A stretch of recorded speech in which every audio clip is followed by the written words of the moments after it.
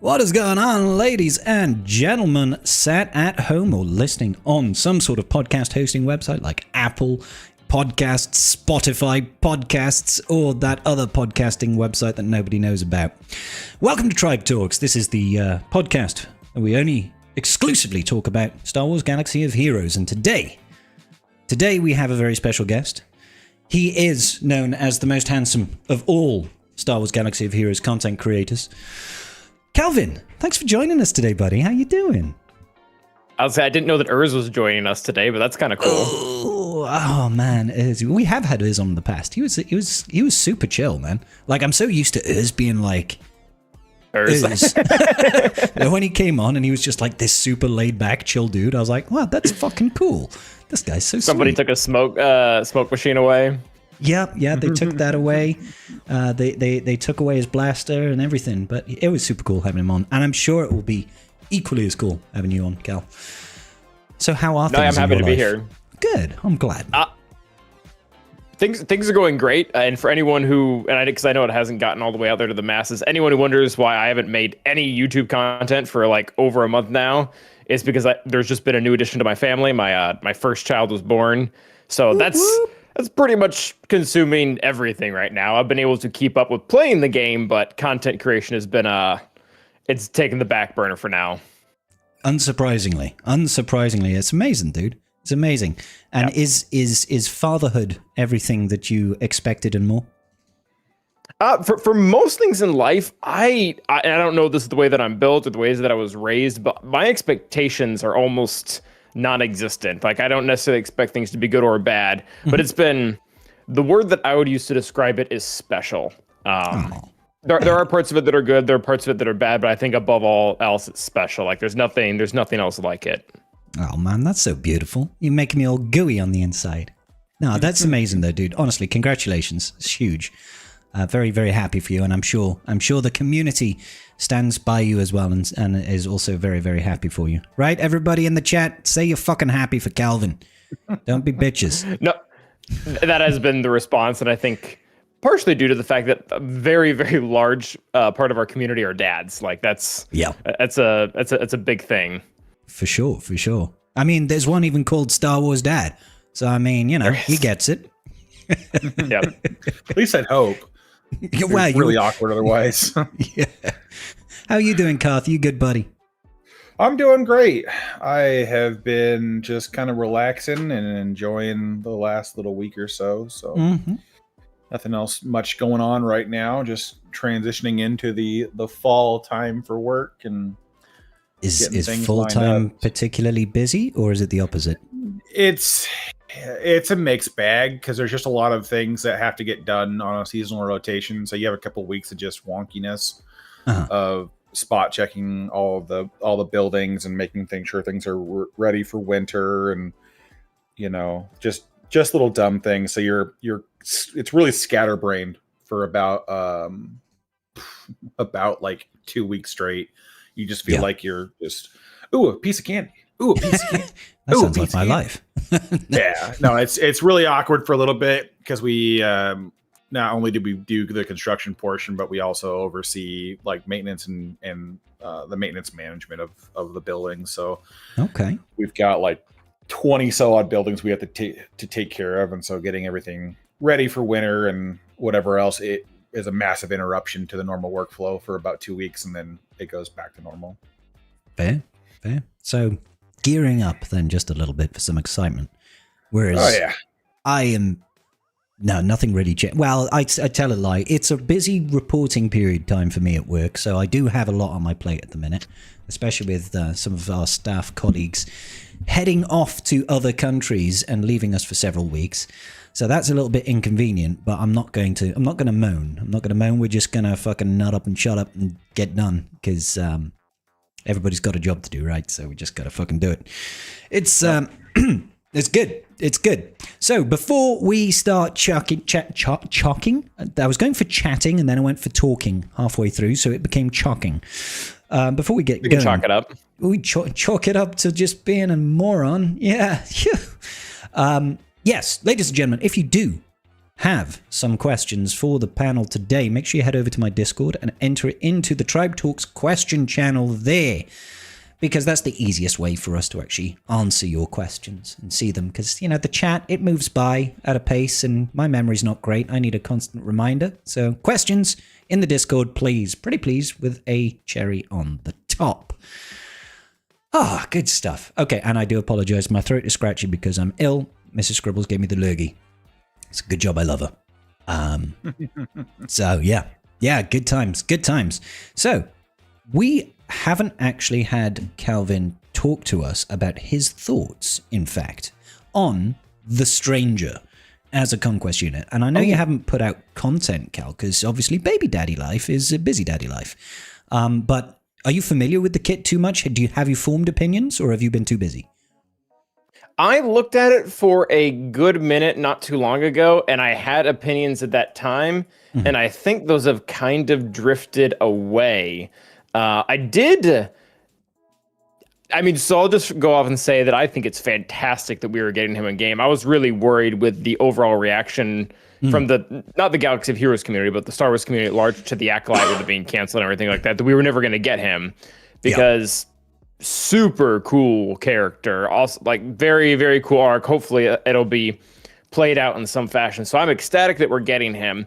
I'm okay with them going this like really specific Acolyte thing.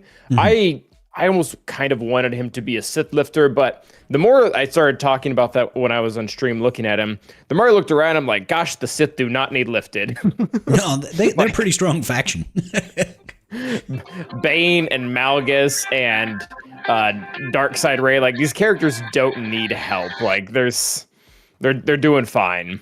Yeah, I mean, yes, they are. Despite Maz coming in and sort of just slapping Sith around for fun, they are still a very, very strong faction. Totally agree with you on that. I don't know if you caught it actually, but there's been a lot popping off in my various news feeds in general about.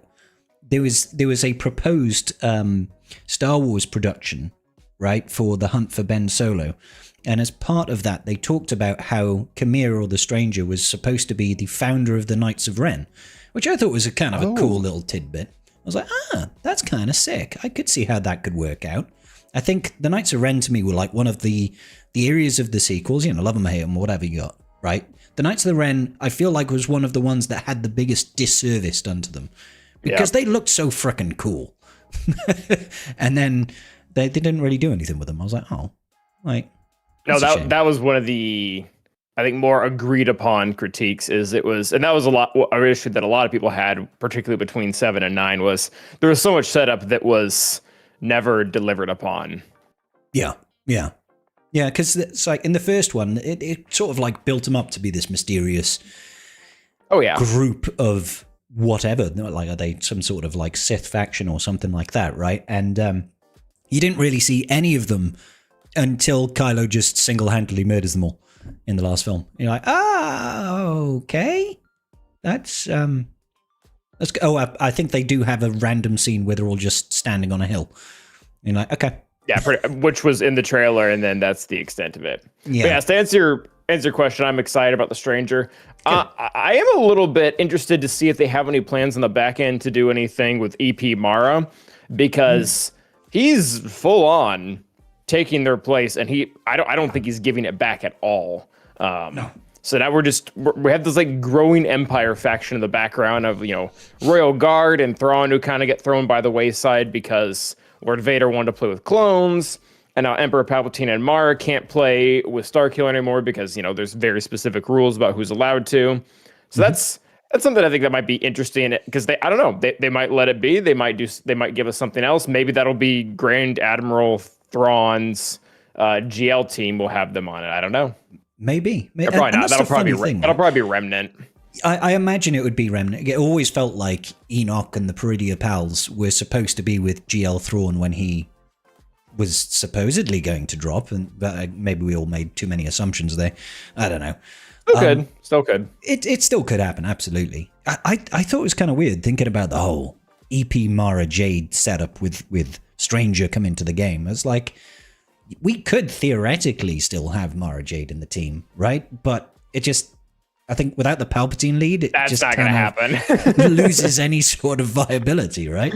You're like, well, and we know that. I mean, this might be a point of we're going to bring this up later, but it's confirmed we're getting a new dark side unaligned Force user to go on the team as well. That's very likely going to be from the Acolyte. Yeah, and all signs point towards that, don't they? Like you're thinking dark side unaligned Force user that happens to be an apprentice style, because that's the theme they're going with the Stranger, is that he gets paired with apprentices. That's why they're saying, oh, look, you get Barriss in there, and you get Starkiller in there as he's the big apprentice, and then you get, who else did they say? There was someone else. It wasn't Johanna. Visas, right? Visas, right? Yeah. So it's like that's what they're going for, and I'm liking a dark side unaligned Force user that has maybe some connection to the Stranger. I couldn't possibly be Osha or May from the Acolyte, surely. I'm still dubious about whether it actually is, but it looks like it, right? I feel like from a lore perspective, though, they kind of both, spoilers for the Acolyte, they both kind of flip-flop the entire time. Yeah. Like, I don't know if I would really... And I mean, I guess Starkiller kind of does... Well, he doesn't really flip-flop. He goes right from one to the other. I mean, I guess they could do that, but I also don't know who else it would be. Yeah, we did discuss it last week, and Nerf Herder in the chat over here has it. A dark side Barriss would be pretty cool. That would be pretty neat. Double Barriss in the team? Yeah, double Barriss, light side, dark side, a yin and a yang.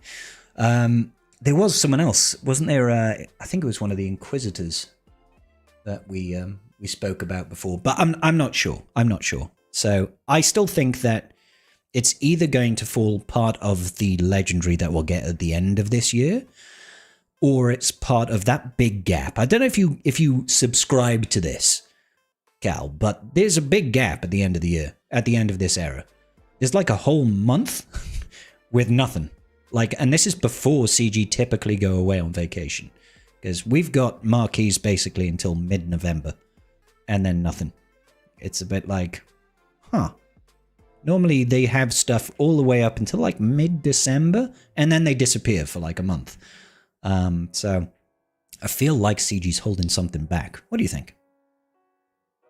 I have not looked that much into the timeline. Are they might just do another short era type of deal. If anything, I feel like it's something completely new, because I mean, you look at the rest of the game of what typically comes out, like Galactic Legend. I mean, we just got Hondo.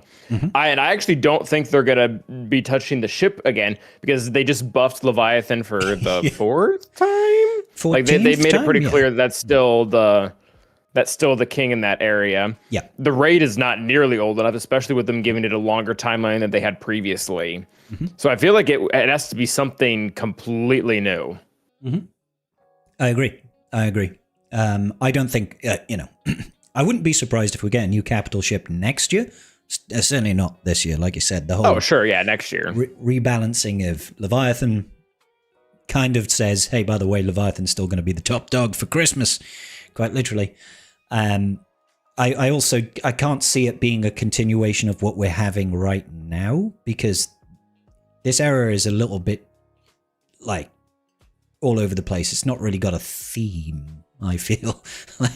We've had random ships, and then Fulham and Zuckuss, and I know Stranger isn't necessarily part of the era per se, but he's in this release cadence, right? So I don't feel like it's going to be anything more along that line. It has to be something new.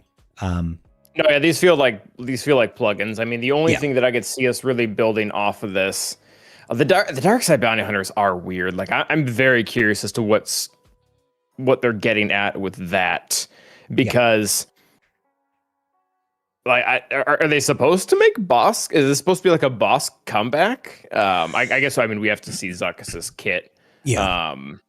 He's definitely good. Fulham is. He's definitely good.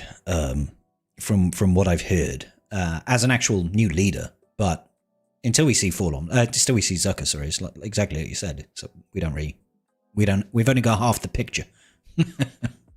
The ships, though, I mean, I'll be the new content creator to say this, because every content creator has probably said it at some point or another. But I mean, it just screams Red 5. We're specifically trying to reinforce the two rebel fleets so that they can actually stand on their own. And especially with Home 1, with the B-Wing being very cool, but it's specifically outlined to be a reinforcement. And it does a very, very good job of that. I actually brought on offense this last TW just to kind of try it out. And gosh, that thing is deadly. It is. And it's pretty much damage. It beats everything but the top 3. So like it's in the perfect position to get a new starting unit that just allows it to go from beating Negotiator and Empire to beating New Profundity or Leviathan or something like that. But I mean, we just talked about the capital ship aligning there, so maybe that isn't the case. Yeah. Welcome back, Carl. Welcome back, buddy. Business call? Yeah. Tenant had power go out in their unit, and so the property manager guy was trying to figure out what possibly could have gone wrong and who we should try to get a hold of to fix things. Yeah. So. Fair. Well, you missed a big discussion about what the fuck's happening at the end of this era. Calvin making a suggestion that potentially we could still see Red 5 as a Home 1 lifter, all in all, to go in with the B-Wing, was it? I don't think it needs it, though. Excuse me, sorry. Right? Like, not the. It depends on where they want it. Like, it's definitely. Is it the 4th best fleet right now? Is that the consensus? It is. Yeah, so. It is. It is the 4th best fleet with the right lineup, because everything else, even the Empire fleet, if you're playing it offensively and you don't make the dumb mistakes that the game does, then offensively it's going to be really good. Defensively, it's still really annoying and bleeds a lot of banners if you're not going anything at it with that's not meta, depending on what the AI does. So there's a lot of RNG to that can cause some headaches. So if they want to be better than that, I would be massively surprised. Like, that's my only thing, is that fleet sits on the literal edge of being meta. And the fact that offensively you can use it to beat the triple attacker executor lineup and some profundity counters, it's a big problem. It's going to cause a lot of heartache for people. So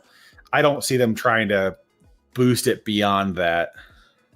I still find it quite surprising, just in general terms, that there aren't more legendary ships. And I'm not talking about capital ships. I mean actual just ships. There's just Millennium Falcon, isn't there? Just Millennium Falcon. I mean, if we take aside Chimera. But if you don't count the capital ships. Yeah, without capital ships. And if we don't include like conquest units, obviously, because there's quite a few conquest units. But is it really just Millennium Falcon as like a standard ship that is a legendary? Because I'd have to feel like they can't marquee Red 5. Like, you can't do that. No. It would have to be Conquest at minimum. Yeah. I think Conquest became the preferred way to release those type of ships, because they could increase the power level of the ship without having to give it a dedicated event. And because ship events are so easy to clear thresholds for, that there's not really much investment to them. There's no relic gate. Yeah. So that's I doubt we'll ever see one again, unless they just want to throw one out for the lulz. And it was like, we're reusing assets and we're just going to push it out. And it was minimal effort to give you guys something that is going to help change the meta. But I mean, if they did anything else for Rogue One, or not Rogue One, but Rebels, the B team, Rebel team, I would be surprised, because it feels to me like that ship is already on the cusp. If the only way they could do that and it not be abused is if they come back with another pass on the mechanics they introduced with the B-Wing and Home 1, and exclusively go like, all allies must be Rebel, so you can't throw the TIE Bomber in here anymore to counter profundity. But then at that junction, it's like they need to look at other mechanics too, because it's like, if you bring the Home 1 fleet to be able to beat the Executor reliably, then, we're kind of defeating the whole point of these GL capital ship things, right? So I feel like they would need to tread carefully on how much they boost the lower fleets until we get another fleet in rotation, because the punching up is they've been really, really anti against, especially with how much they keep buffing the Leviathan.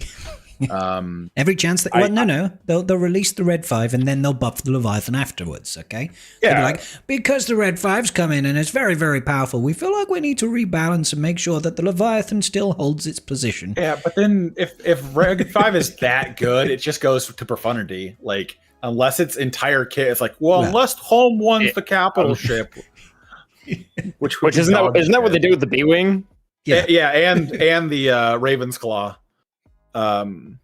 Those two both have that call out. Anti-scoundrel home one capital ship requirements on like half the uniques. It's possible. I think that this next era will be a mini era that leads to like a 3 or 4 unit legendary.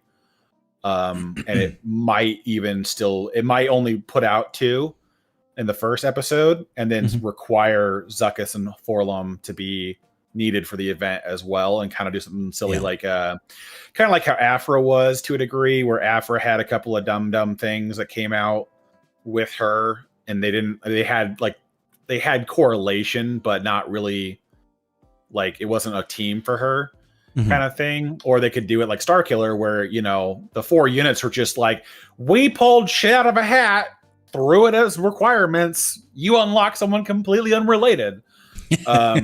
That could also be what they did. That was doing. Great. And maybe that is what they are doing. But I'm fine with We're getting Galen Marek. Okay, that's what we're getting. No, okay? we know if they are going to do anything to that power level, we know the Marquis are going to either be the UFU, or it's the UFU, the Dark Side UFU that's coming is the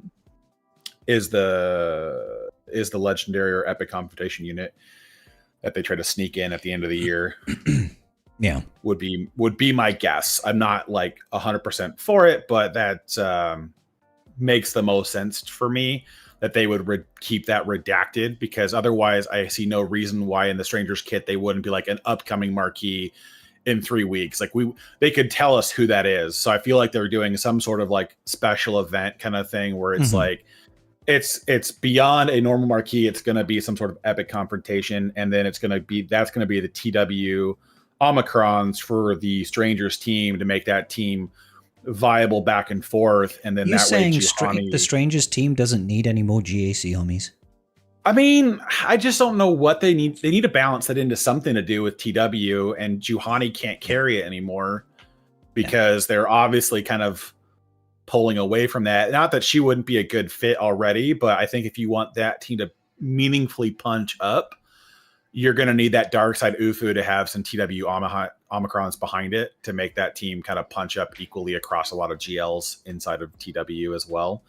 And then, you know, you double dip. You got a Conquest unit and a new Legendary, and then they can go punch up against GLs. So I could see that going that direction too. But otherwise, I have absolutely in no God's green earth. If it's just going to be Ocean May, why they would hide that from us in any capacity. That seems like an odd choice, to be fair. If it was going to be them, it does. Like, why would they just not announce that now?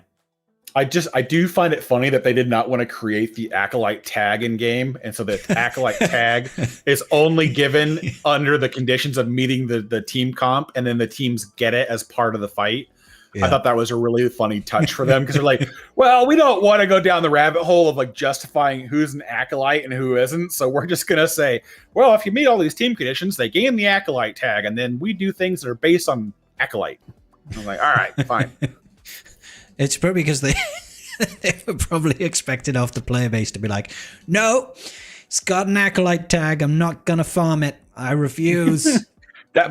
Honestly, might be. Some people are, though. Like, yeah. Oh, yeah. I mean, there's still people. I forget who it was, but they were like super mad that something in game like made them unlock Rose. Either for some achievement or for some like pack or whatever, and they were just like so mad. Like, I was never supposed to have this character, and now I do. I'm just like, okay, that's a choice. I get that you feel that way, but she is not the worst thing to come across this game. She might be one of the least liked Star Wars characters from the sequel trilogy, or the sequel trilogy. But Also, I think that's because they did like the worst writing job ever on episodes 8 and 9, that like you can't appreciate the character for anything, because she went from being an obnoxious, overbearing, like we're stepping in as a main role character, to getting immediately sidelined in the next episode. And it doesn't give you any developmental room to appreciate the character. And so it's like, it sucks for her and the actress that played her. Definitely, without a doubt. Like you can really feel it though in Rise of the Skywalker. You can really feel like she's like, I'm still important. Please give me some screen time and some lines. And then Finn's like, I'm going to act like we never kissed. Yeah. I'm going to have you randomly save me from suiciding myself because reasons. Well, because we're going to save what we love, Karth, obviously. We're not going to destroy what we hate.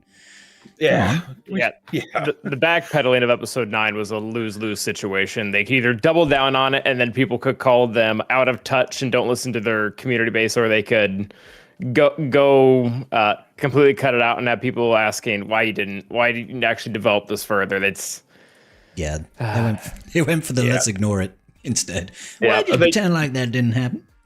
Yeah, they went for their saving grace of somehow in episode Palpatine 9 returned. Yeah, we squeezed in 2 women kissing on screen, and that was an important win that we just became the more important thing than developing characters. I mean, sometimes it is what it is, you know. Like, Does how you feel about it, Karthrick? It's stupid. Like, it's not narrative. It wasn't interesting. Like, the best part that Rose had was like clearly 30 minutes of movie that was left on the cutting room floor, because like the whole Space Goats charge down the side of the Star Destroyer. Like, there was a whole dialogue where like Finn and Rose are like connect with those people and they understand, like, and that's how they get them to join them in that fight, right? And then we skip over all of that. It's just like, hey, I'm sort of like you. Cool. Well, you want to die together now? They're like, we're on it. It's just like, Jesus Christ. Okay, complete stranger.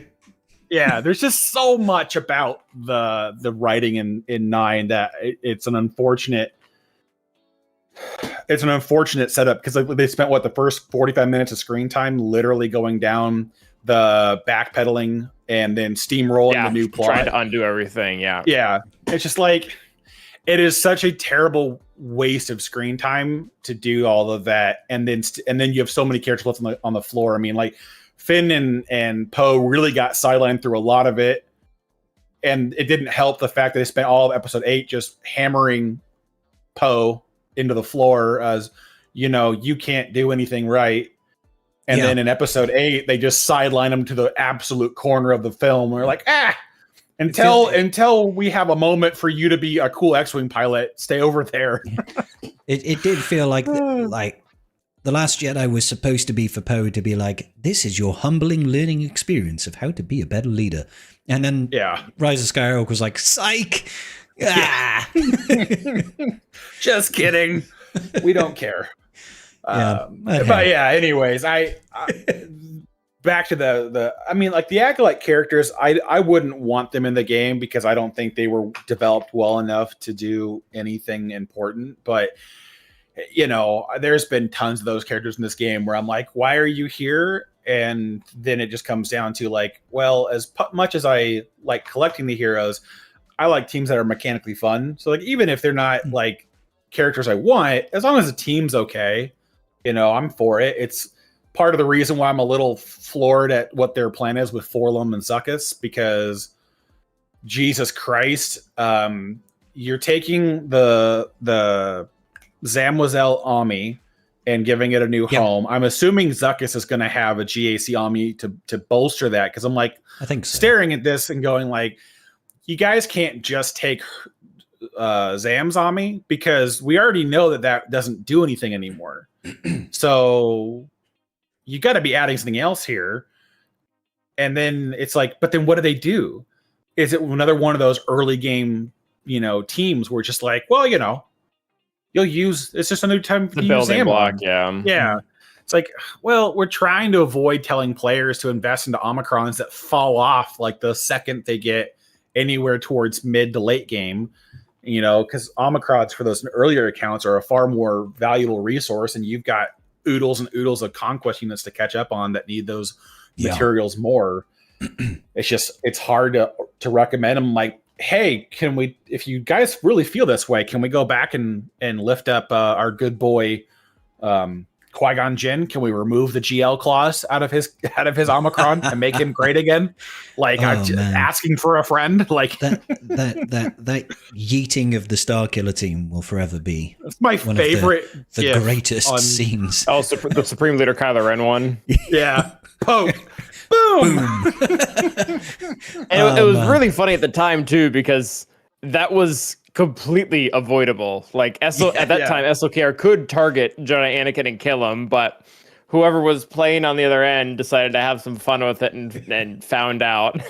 No, that was the AI. The AI poked him, and because it's you're the he was trying to auto. No. The Qui-Gon team's on the left, so it's the is it on the Slacker was AI, was it? Maybe hold on. Slacker, SOKR was the one who was attacking. Oh, okay. Yeah, and they just willingly poked Qui-Gon when he could have gone after Anakin. You're right. This is how I'm supposed to kill this team, right? I have the GIF saved in my favorites, and I just put it in the little group chat. But yeah, no, you're right.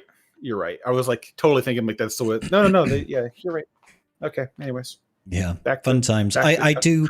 The thing is like, as fun as that is, I don't think I want that back because we have enough that clears out GLs. Let's not get more like back. I don't know how impactful it would be. I think it might be for like Hail Mary situations, almost like it used to be. Yeah. Unless people are going to start putting JML under it again. Yeah. Yeah. Yeah, that was the one I could see being like abusable, but it'd also be kind of funny for a couple other ones to work with. But I mean, I don't know. I feel like we kind of play this game back and forth of like the GLs need constant lifters to keep them up and meta viable. And I'm kind of hoping CG does eventually go down that road of like we get a legendary or conquest Omicron character for a lot of these GLs that help lift them into a area where even teams that were designed to counter them prior, like Bo-Katan was designed to counter the original Lord Vader squad. She still can now, but after the Rolocron goes away, it gets a lot more dicey if you're not well invested and have your turn meter or your turn order set up correctly. I feel called out. Yeah, but I've been relying heavily on that Rolocron to carry. Well, to be fair, I just use Maz these days, and it's much better. Yeah, I mean, Maz is gonna just blow up the board against that. I found it funny how Maz like beats JMK and Lord Vader with ease. And it's like, all right. Well, I haven't seen JMK, but I've seen on paper. To me, it looks like I've done JMK in arena, like without Omicrons. Oh, that's sick. Well, she's got a lot of anti-bonus protection and the instant defeat revival mechanic. It's just like, and barring that, you just revive Quiggled with the frickin' with kicks anyways. So it's just like, I don't know what the mechanic is, but in Squad Arena, Quiggled always comes back. Like I don't have to even manually click it. It's not an Omicron. Kix is unique. Okay. If he has 5 stacks of profit, he will revive automatically, I want to say. But is it like the first because whenever I play versus JMK, Cat deletes him and then he comes back and then party hard. So it's either Kix's kit or that a part of Maz's kit isn't locked behind the Omicron. I honest to God cannot tell you without going back and reading, but I know between the two of them, that's the mechanic at play. I don't think it's Maz's because she has. I looked this up last match. I don't think she actually has revive in her kit. I think it's between Kixathano and Quig, but I don't know. Yeah. So in Squad Arena with that Cal, are we talking? It's a walk, or is it like a little bit sketchy? Requires a little bit of strategy. It's super hard to tell because I'm beating up JMK teams that aren't very good. Like they have Cat. Okay. But like there'll be like some gas comps rather than a Padme comp. Their Datacrons won't be that very good. I'm using the Pirate Datacron. But all that being said, my pirates are not good. My Kix, my Quig, and my Athano are all like 6 stars and don't have any 6E mods. Like they're not. Yeah. I'm beating subpar teams, but my team within itself is a subpar team. Yeah, it's in Kix's unique, the Republic Medicore. If he has 3+ stacks of profit, the first time each pirate ally would be defeated, that ally is revived with 30% health protection, and then Kix loses 3 stacks of profit. If he has 5 stacks or more of profit, whenever he revives a pirate ally, the ally gains 3 stacks of endure for 2 turns, which basically prevents them from being instantly defeated again. But yeah, it's Kix is unique, so Maz gives enough profit at the start to trigger that, and without just bringing him back. It's kind of cool. But it's your question, Scribe. The Omicron that Maz has, where it's so busted. When you instantly defeat, you get Death Mark, and then you're instantly defeated. There's no way that JMK outlives that. Like that's death. That's so cool. You lose Cat. Cat kills Quiggle. Quiggle comes back. You immediately death mark her and then mass assist her. Like, as soon as you target her and use an ability, you don't even have to mass assist her. She just dies. Yeah. If with that death mark, it's just like an insta kill. It's a delete button. It's like, yep, there you go. So Maz just takes her turn and goes, "You're gone." I haven't seen though. Do you actually have to target Cat, or if she gets hit by like an AOE, does that still kill? Or do they have to target her? Because I don't know. I would imagine that an AoE would work. Okay. Because I haven't tested it because I never see JMK. I haven't used her with the Omicron. She's done a lot on defense for me. I think she's my number 1 hold these last 2 weeks, and I am running her with Hondocron, so that probably has something to do with it. But I know she held last round because she actually got me the win by doing that. Oh, nice. I think she held twice last week. She did get 1 shot this week. I would say that the way the ability reads, it says that if a pirate ally uses an ability on their turn against an enemy with this death mark, they're instantly defeated. But the way I would, since it doesn't say blatantly, the way I would interpret that is that you need to be targeting that enemy with that death mark, but death mark is also a forced taunt. So like there's no way you couldn't target them with even an AoE and hit them. It would be like you'd have to purposefully target the tank on JMK's team, and then you could test it. But without going into the mechanics, my guess would say that you have to target them directly with an ability. Think death mark is a taunt effect. It is. They changed it. It definitely is. Oh, right. Yeah. Okay. I didn't think it did. Yeah. They changed it like 2 years ago, but they I just stopped reading kits back then. Yes, okay. Yeah, they updated the mechanic to make death mark a pseudo taunt effect, so that you can more appropriately. Well, it kind of makes sense. You've been marked for death. Of it. You know, it makes sense. It makes sense that you can ignore taunt. So yeah, I haven't had a chance to use it against that because there aren't that many insta-kill effects in the game, defense, right? And I never see JMK on defense because obviously it'll work against other units. It won't. Anything that can insta-kill that's not a GL can technically get that death mark, right? But Cal will be the other big one. Cal will get wrecked by it, so that's cool. I would say Nihilus, but this Sith, I think it dog walks Treya even without the Nihilus. Yeah, someone tried Treya against my Piddly one and got destroyed instantly. Yeah, love it. You get about 1 shot. You get real Eminem about it, and if they have a tank, and you have to kill it with your instant defeat, then you will just die on the next go. Maz will destroy you. If you can get Maz out, you might be able to not get the death mark because she died before it could be applied. But But no, that's in her. No, it's in her leadership. So it doesn't. No, it's her leadership. So it doesn't matter. Yeah. So you're going to get it no matter what. You can Hail Mary it and use Treya to hopefully get rid of Maz and then clean it up. But I think otherwise, before then, I'll be honest. I don't think you survive. I mean, I've done it because with Treya's Ami, you get the cooldown reset. So if you go below 100% health, and but then in fairness, I have a well, yeah, but I have, A, good Datacrons, B, Relic 8 Sith, so I can survive a little bit longer.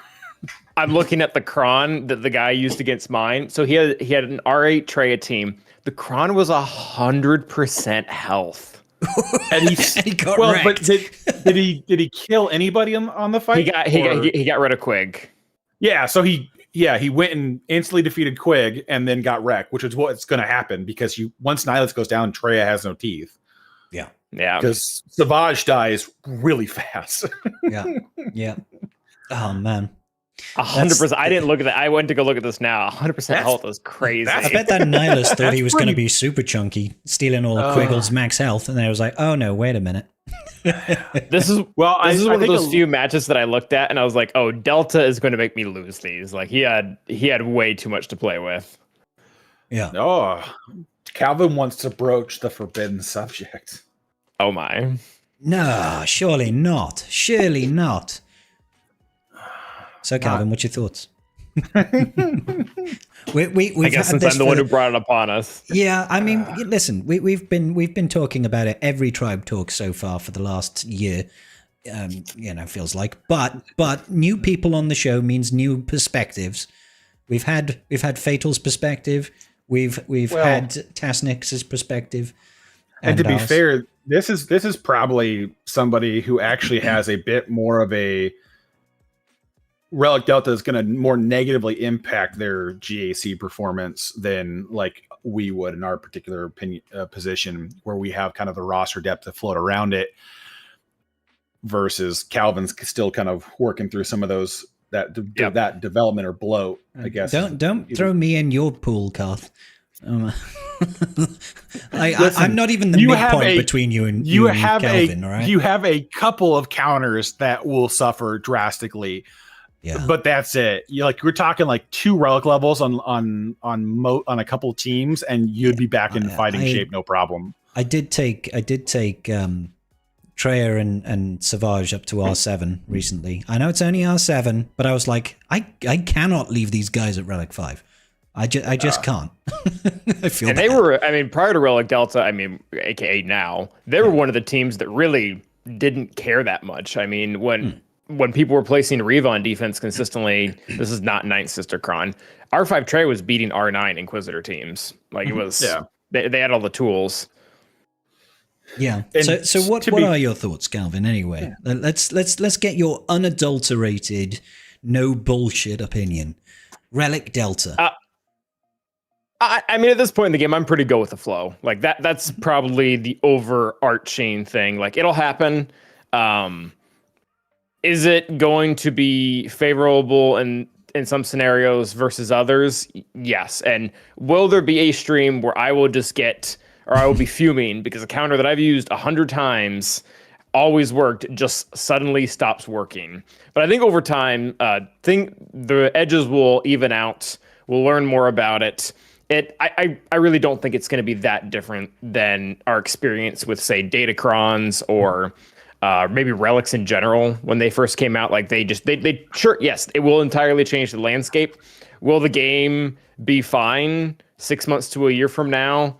Probably. Like I'm not convinced that it's a game killer. I'm definitely not quitting over it. To Karth's point, it will affect my B teams a lot because in the A, S tier, whatever you want to call it, I have kept up stronger. I've caught up with relic levels with a lot of like my GL teams or like your Malicos, or I would say Gungan level teams, but Gungans aren't a priority for most people. I've been able to keep up with like 7 to 9 on all those where I'm really not going to be facing that much of an advantage where it's like 5-10%. Like that really should not be changing a good counter. But a lot of my B level teams, especially in 3v3, I'm still rocking a lot of R5s, and Again, the opponent I went up against last week that had that 100% health Crontraya, he had like his bare minimum on everything was R8 or very high relic levels for everything he had. Like those are matches where I will be affected. So yeah. Because I still want to see it more. Like I know we got like the testing ground and whatnot, but it's different when there's also it's not house money, if that makes sense. Yeah, definitely. And I think no matter how much testing we do, there's always going to be a little bit of teething issues once it goes live in the game, and we find out, when we've got tens of thousands of people playing the game, things are going to come through the cracks, and that's okay. That was the issue I had, is everybody wanted to test like such obscure counters and methodology. It's just like you guys aren't giving me enough headway, like enough leeway to test anything appropriately, because it's like, for the most part, we can say a pretty definitively right now, a relic delta of 2 or less for most counters is not impactful. That's fine. Yeah. Most people are going to see it. Relic delta 3 is where that starts to shift, but I can't go through and tell you exactly what Treya is still going to counter at a relic delta of 4, because it's like some teams it'll still work, other teams not a snowball's chance in hell. And then the other parts just come down to modding and datacron use and what they got as a datacron and what you're trying to do, and like that's just too many variables to account for. I can tell you for a lot of it is Treya, if it's a debuff heavy team and you are decently well modded, you'll probably win at Relic Delta 4 against most of those teams, unless RNG decides to shit on you, which guess what? It happens. Jar Jar wants to land that death mark on your Treya, and then they just want a hard focus Treya over the Phalanx or the shield generator. You might get stuck. You might get screwed out of that at an RD4 because Treya will not be able to tank it. I guarantee you. You might get unlucky with Reva and catch all the AoEs back to back to back, and you get buff immunity or heal immunity, and you're screwed, right? There's not enough turn meter. There are things that are gonna change the effectiveness of some of those counters, and so everyone's gonna find pain points. Basically, you're gonna run into them left, right, and center. You're gonna have crons that you're gonna just run into like a blender. And not crons, but teams, and you're gonna struggle. That's gonna happen. We can't get around that part, because there are gonna be certain teams that just aren't gonna work. That mechanically, they relied on just being able to tank the damage or sustain through the fight long enough to achieve the objective. So that's what's gonna change mostly with what they have with the Relic Delta system, is that you cannot just tank indefinitely on any of the particular teams. Like Momo versus Gungans at Relic Delta 3 works. It's dicey, but it works. But at Relic Delta 4, if they line up their AoEs and you can't take turns, you're dead. The fight's over. You're taking too much incoming firepower.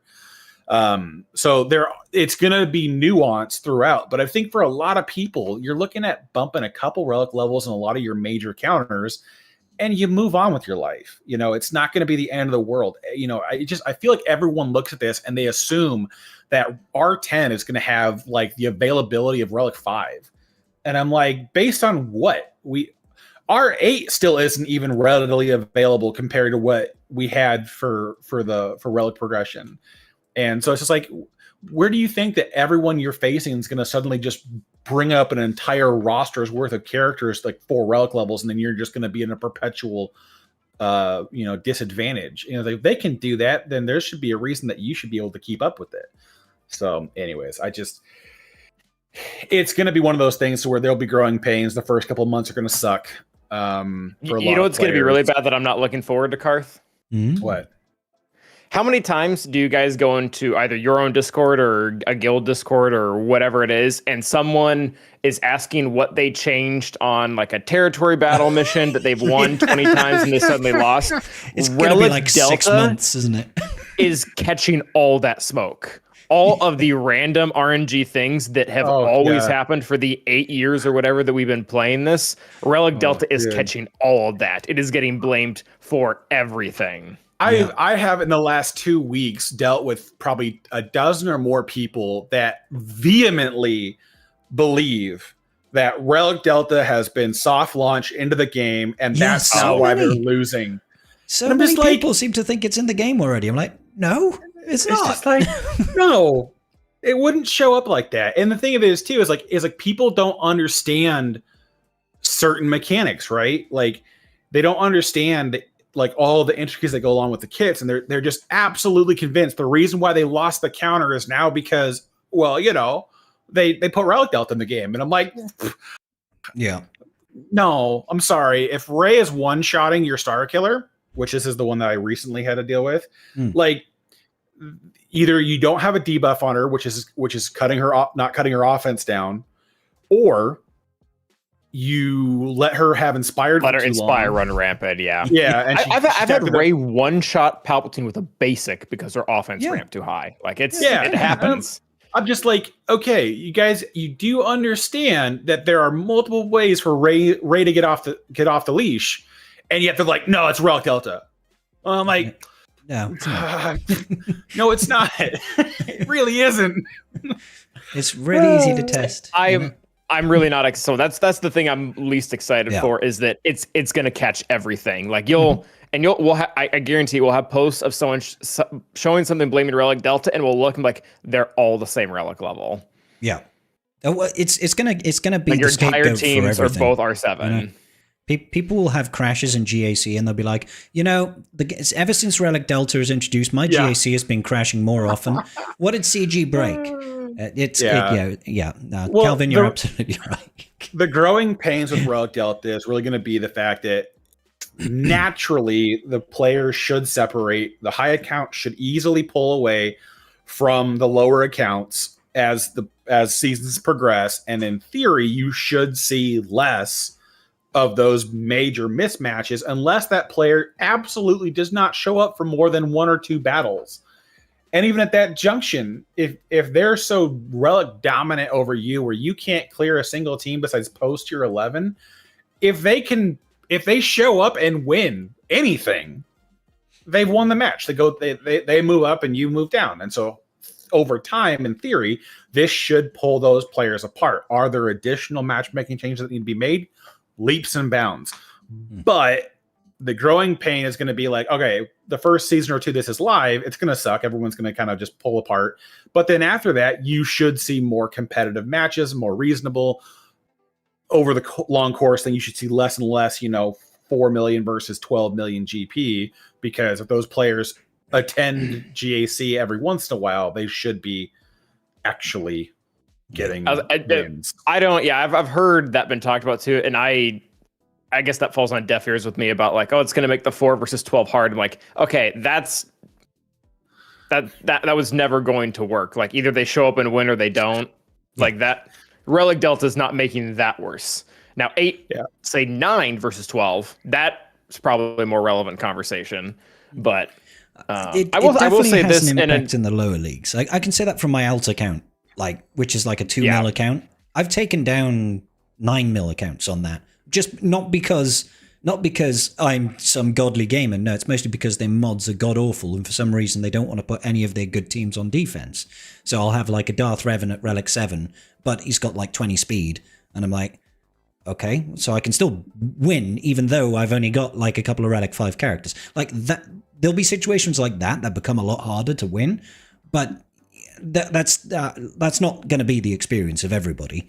It's relatively small pool that get impacted by that. I want to feel, and you are right. But again, to Karth's point, that's another problem in matchmaking to address. That's not necessarily something we should be trying to solve through or with or without Relic Delta. Yeah. I will say this, and I guess a more positive note about it. I really did like their whole huge post. It was books explaining how they ran into this, and I to an extent, I do kind of agree with them of it is a fundamental problem in a game when there is incredibly low incentive to progress, like from on the characters, and it's been clear because prior to Relic Delta being announced, if Relic 10 ever got brought up, my response was always, I don't care, because I have not been really incentivized, or I should say this, for me to be incentivized for Relic 9, CG has had to jump through some really weird hoops. I mean, like, look at Jar Jar's kit, specifically giving bonuses. Well, I would have done that anyways. But Jar Jar's kit giving specific bonuses at each 3 relic level integers, or what?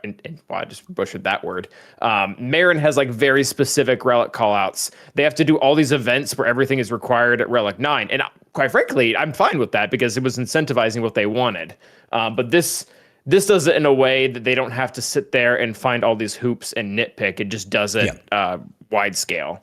I guess the only thing I don't like, the main thing I don't like about it, is I feel like relics are being given, and it's the way they want it. Otherwise, they wouldn't do it. I feel like they're being given a higher priority than any other thing. Like, there's no, if I take let's say I take a Relic 3 team and I have completely terrible mods, but I have the best Datacron in the world, it doesn't just full stop any other team that doesn't have that Datacron. Or you can make the same comparison with mods. Like, relics at a certain level, like 5 or 6, it won't matter the Datacron or the mods on the other team. You're just, it's been kind of crowned the superior progression.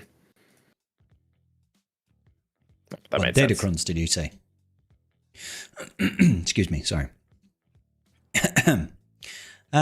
Yeah, I mean, from your perspective, Galvin, for the people at home that are not aware of your greatness, the reason why we brought it up as it impacting you perhaps more than someone like Karth, I'm not going to say someone like me, is simply because you're so damn good at GAC and you always have been, right? So do you think that is going to be overall more difficult? Or do you think that people that are generally just pretty damn good at the game are always going to find a way around things like Relic Delta? Like, we're always going to live or adapt? I mean, the answer is yes to both of them. I think I will take a visible hit in GAC, but it's not, it's going to blow over. Like, and different from maybe a lot of other people, I do actually believe them when they say they're going to try to open up the relic gates on lower levels to kind of help that catch up come through. Mm-hmm. And there's other things out there. Like, one of the things that I'm most excited for, my Night Sister counter to Jabba is going to get easier. Mine too. My mother Talzin hates dying. She's Relic 3 and refuses to go down. One Boosh AoE and she's out of there, like, just gone. And I'll Relic 8 Marin, I'll Relic 8 Asajj, like, if you're telling me that counter can get better. So yeah, I think it is. I think you asked 2 questions, but the answer is yes to both of them. It will be harder, but it's going to your point, good players will eventually, through time, through learning, will find ways around. Mm-hmm, mm-hmm. So I'm just speaking to the whole Night Sister situation there. I happen to be in a position that's very, very fortunate for Relic Delta Night Sisters, because I had an R9 sub goal for Merrin years ago, and the rest of my Night Sisters are like Relic 3. So I'm like, yay! That Jabba counter is going to be so much easier now. I'm really happy about that. I've been a fan of Deathstorm ever since, it was created back in the Heroic Sith raid. And I've actually been very, very careful, and CG hates this, very, very careful about taking Mother Talzin up anywhere above Relic level 3. So she's still sitting there. Like, I had to bring Asajj up to 5 for... Yes, mine too. That's a Galactic Legend. I'm spacing on which one it was. Is it Ahsoka? I think it's Ahsoka. Yeah, I think you're right. Ahsoka, yeah. But I don't really regret that. I think her damage is actually going to be... I very rarely rely on Plague killing Jabba. It actually usually is damage, so I probably will take her up too, even higher.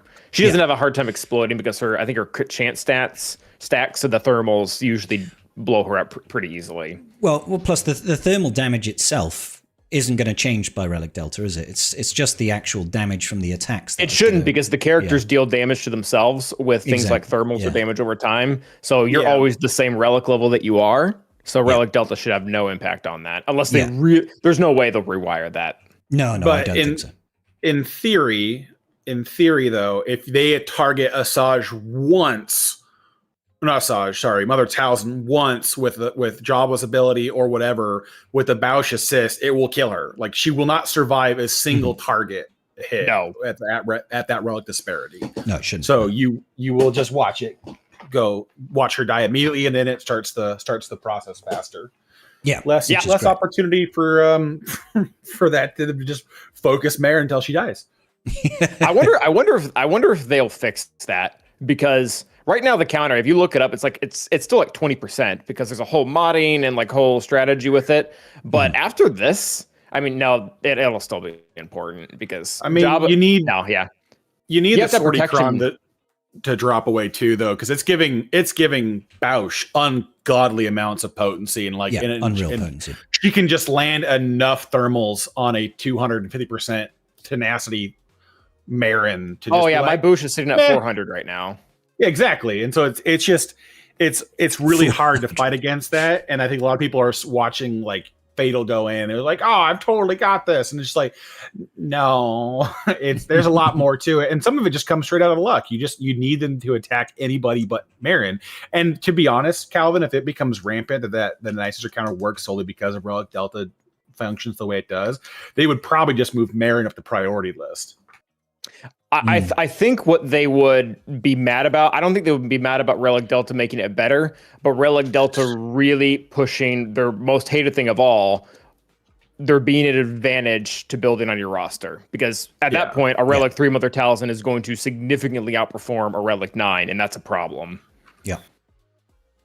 Yep. And that just doesn't make sense. Yeah, because they, it's like you said, they've shown it in the past how they don't want people to be. They hate that. That goes against the spirit of the game, in their opinion. And I can understand that. Which it's their game, so. I mean, there was discussion inside of my Discord earlier today around, I thought it was a pretty weak discussion in general, but it bears talking about, which is that because we are now incentivized to relic more characters, then ships are going to have inadvertently got pilots with more relic levels on it, and certain fleet counters rely on a particular turn order that can be thrown out of whack if you're throwing too many relic levels on the pilots, not pirates.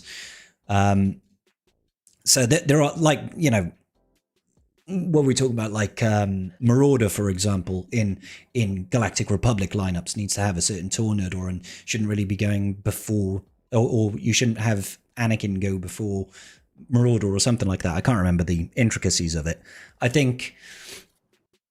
Yeah, I understand what you're saying. I can't actually think of a practical example. Yeah, neither can I. But other than the Gar Saxon profundity counter that used to exist.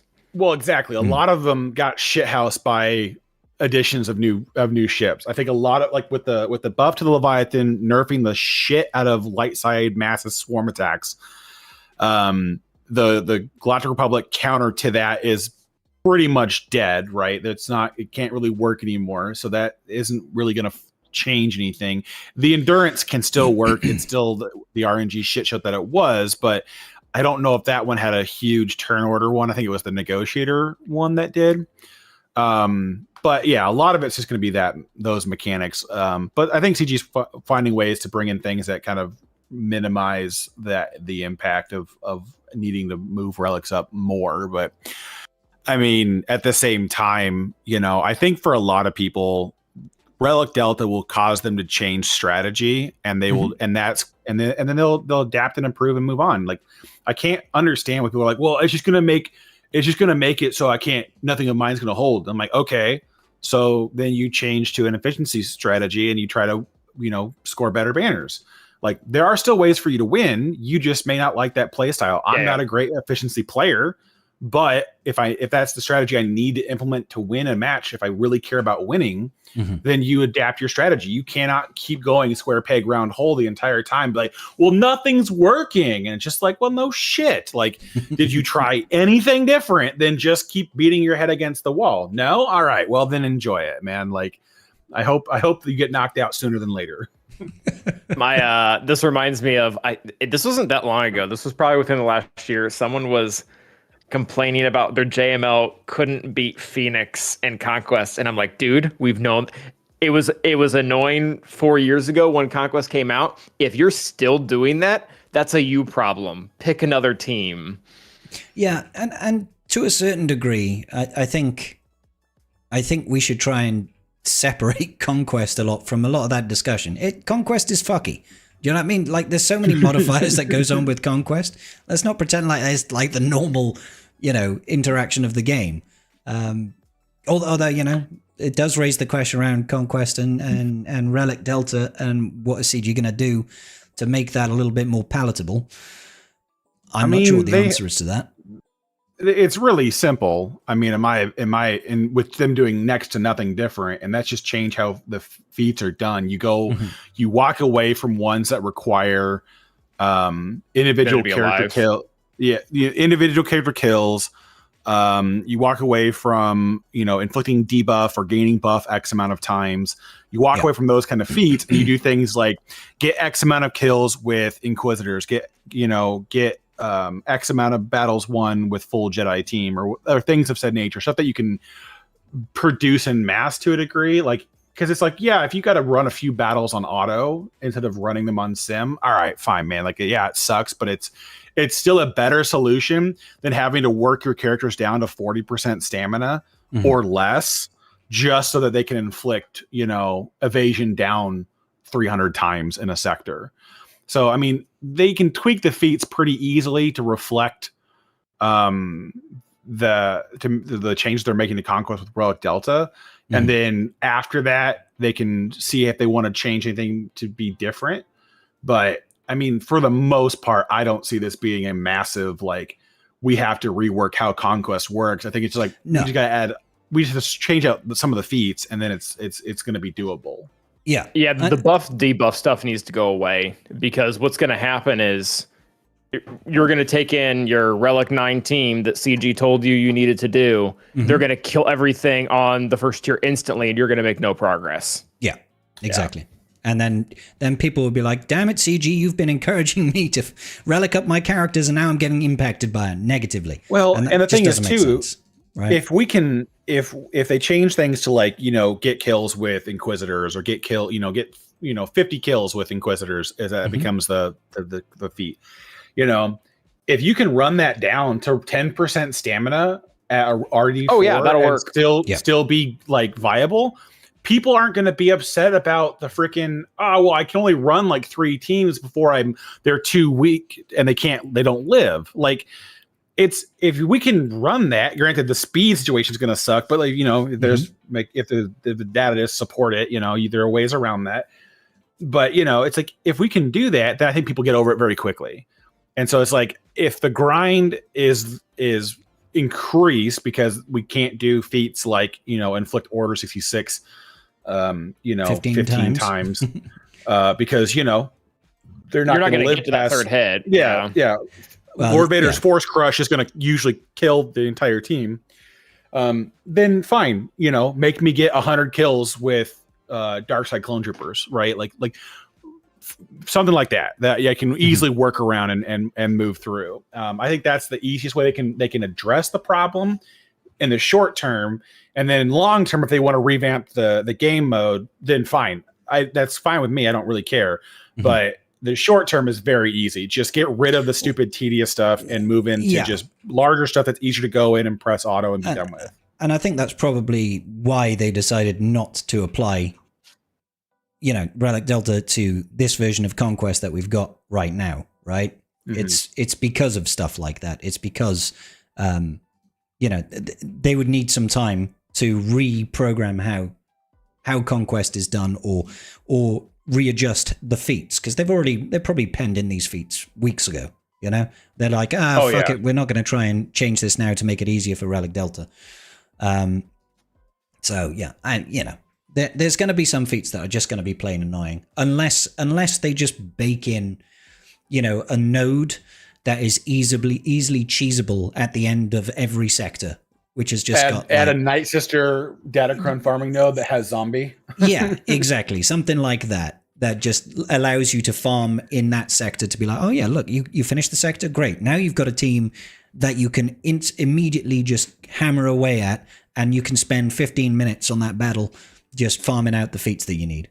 Yeah, I mean, that's the other solution too, right? They can add a Night Sister team back in that allows you to just endlessly kill the same thing over and over again, and you don't win until you're ready to. And that could be their other solution to it in the short term if they still want to leave some of those grindy, inflict accuracy down 300 time kind of thing. If they really want that, then that's a possibility for them. But yeah, I think overall with the game, Relic Delta, as long as they keep everything besides the era assault battles, and that specifically I would mean like the Pretty Patrol and the Naboo one, and then all of the era battles. If they keep all the previous assault battles like R5 max when they put the relics to those characters, and hell, I would say like R3 would be where I would go with it. Then I think most PvE content gets easier for everybody involved. Because I mean, the Proving Grounds is going to Relic 3, so R7 investment be a piece of cake. with whatever squad you're going to win. So I think everything PvE to a degree that doesn't have Relic 9 requirements or Relic requirements at all should be Relic 3, and then let players easily chew through that content, be rewarded for their investments, and move along with their day, right? Like, don't sit there and have to go back and to beat the Separatist assault battle. You still gotta have crazy high relics on all your team just to get some relic material. And if they want to go back to those and add a Relic 9 tier and give us some new relic materials, some not droid brains, but impulse detectors and arrow magnifiers. Give us some more areas for that and make us invest higher into that and then reward us for it.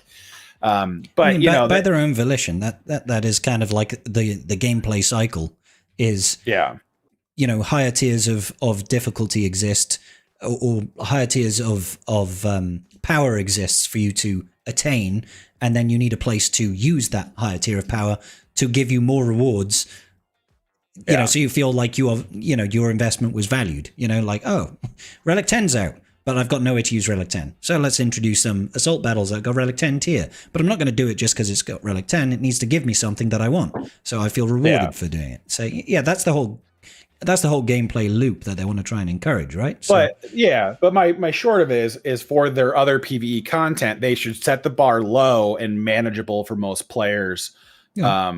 That they can easily kind of achieve and get to without having to like crazy invest. R3 is not a very high relic investment for a lot of people.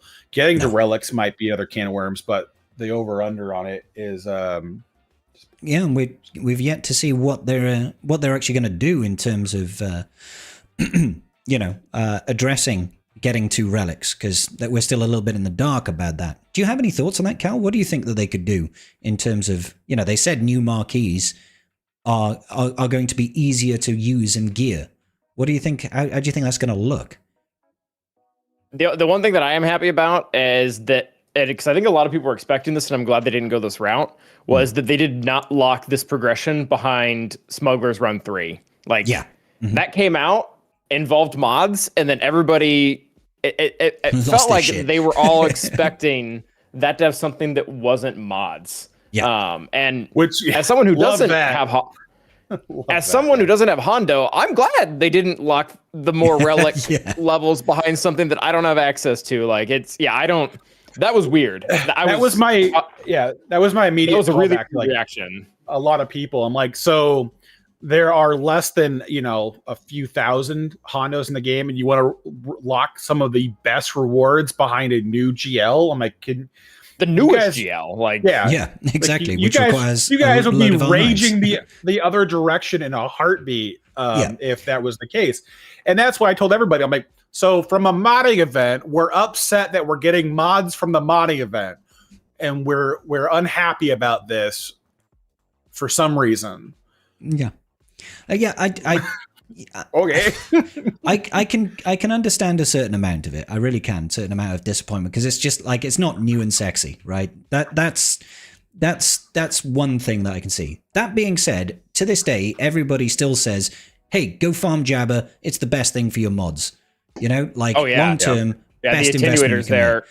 Make. And this is just a better version of that. Like, if everybody's so hyped about getting Jabba for the benefits to mods, this is that, but better. Like, there you go. That should be a great thing. But I understand why people are disappointed at first value, right? Because it's just like, it's not new and sexy. So, okay, yeah, I get it. but it's still really freaking good. Like Smuggler's Run 3 is kind of sexy.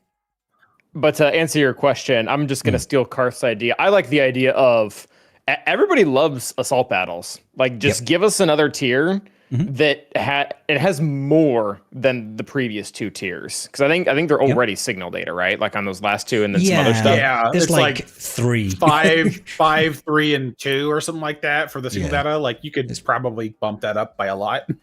it's like pretty just like low ball. Twice a month, roll 2 new of them out. Like make it a whole event where it's a whole thing for people to figure out how to beat. It is going to require, a relic investment of at least like 5 or something like that. And that way you can use that to build the rest of your roster. Like that would, because those are constant. People like them. People already have teams built for the lower tiers. Yeah. Or at least they did at one point to be able to sim them. So. Yeah, assault battles are low-hanging fruit for them to add tiers to increase relic materials to the economy for players. And I think that's where like almost everybody is just stuck right now, is that they just so desperately are salivating over the concept of the relic economy improvement. And I can't tell if it's to be because they actually want the improvements or they just want to go to the internet and rage against the machine that is CG for them not giving enough. Come on, people don't get unnecessarily angry. Oh, I feel like it's one of the two. It's either they so desperately want the changes because they want them, or they're going to be like, well, say you didn't give me enough to Relic 5 my entire roster in a week, so it wasn't enough. I'm upset. I'm just like, Jesus Christ, what do you want? They want, but I think that the economy improvements are going to be in probably more subtle ways of an increased resource acquisition through investment. I don't see them just going, okay, we've cut down the cost to take a character from Relic 1 to Relic 5 in half. It's more stuff, and they might be more stuff through other events. It may not be the spoonful of sugar you want. That's kind of what they did with State of the Galaxy, right? Like that wasn't a case of, instead of needing 50 carb antes, you now need 25 carb antes. It was just a case of, hey, remember those weekly challenges? You get twice as much now. Congratulations. They can definitely, they can definitely just increase our income. It's just I guess there's just a lot of anxiety in the player base in a minute. Because we just don't know what it looks like, right? Well, yeah, there's the 2 arguments that I've seen are basically people are going, it's not about the relic levels per se, it's about getting to gear 13, it's finishing gear 12 that a lot of them struggle with. Or it is just I want to have more materials, take more characters to R7, and that's the rub I run into. I'm stuck on, having enough electrum conductors or erodium whatever pieces or that kind of stuff. The heat sinks. So like there are different camps as to where that is, and I think to a degree it'll get addressed, but like there's just a half dozen other things where it's like it may not, whatever gets added may not address where your roster is currently stuck at, and that's kind of going to be a point of contention for a lot of people, is because I think people just want to have everything. Well, just increase the drop rate on those furnaces by 3. I want a guaranteed drop per sim kind of thing, and it's just like, well, that's probably never going to happen. Yeah. What I had pitched back to CG at some point was to basically do a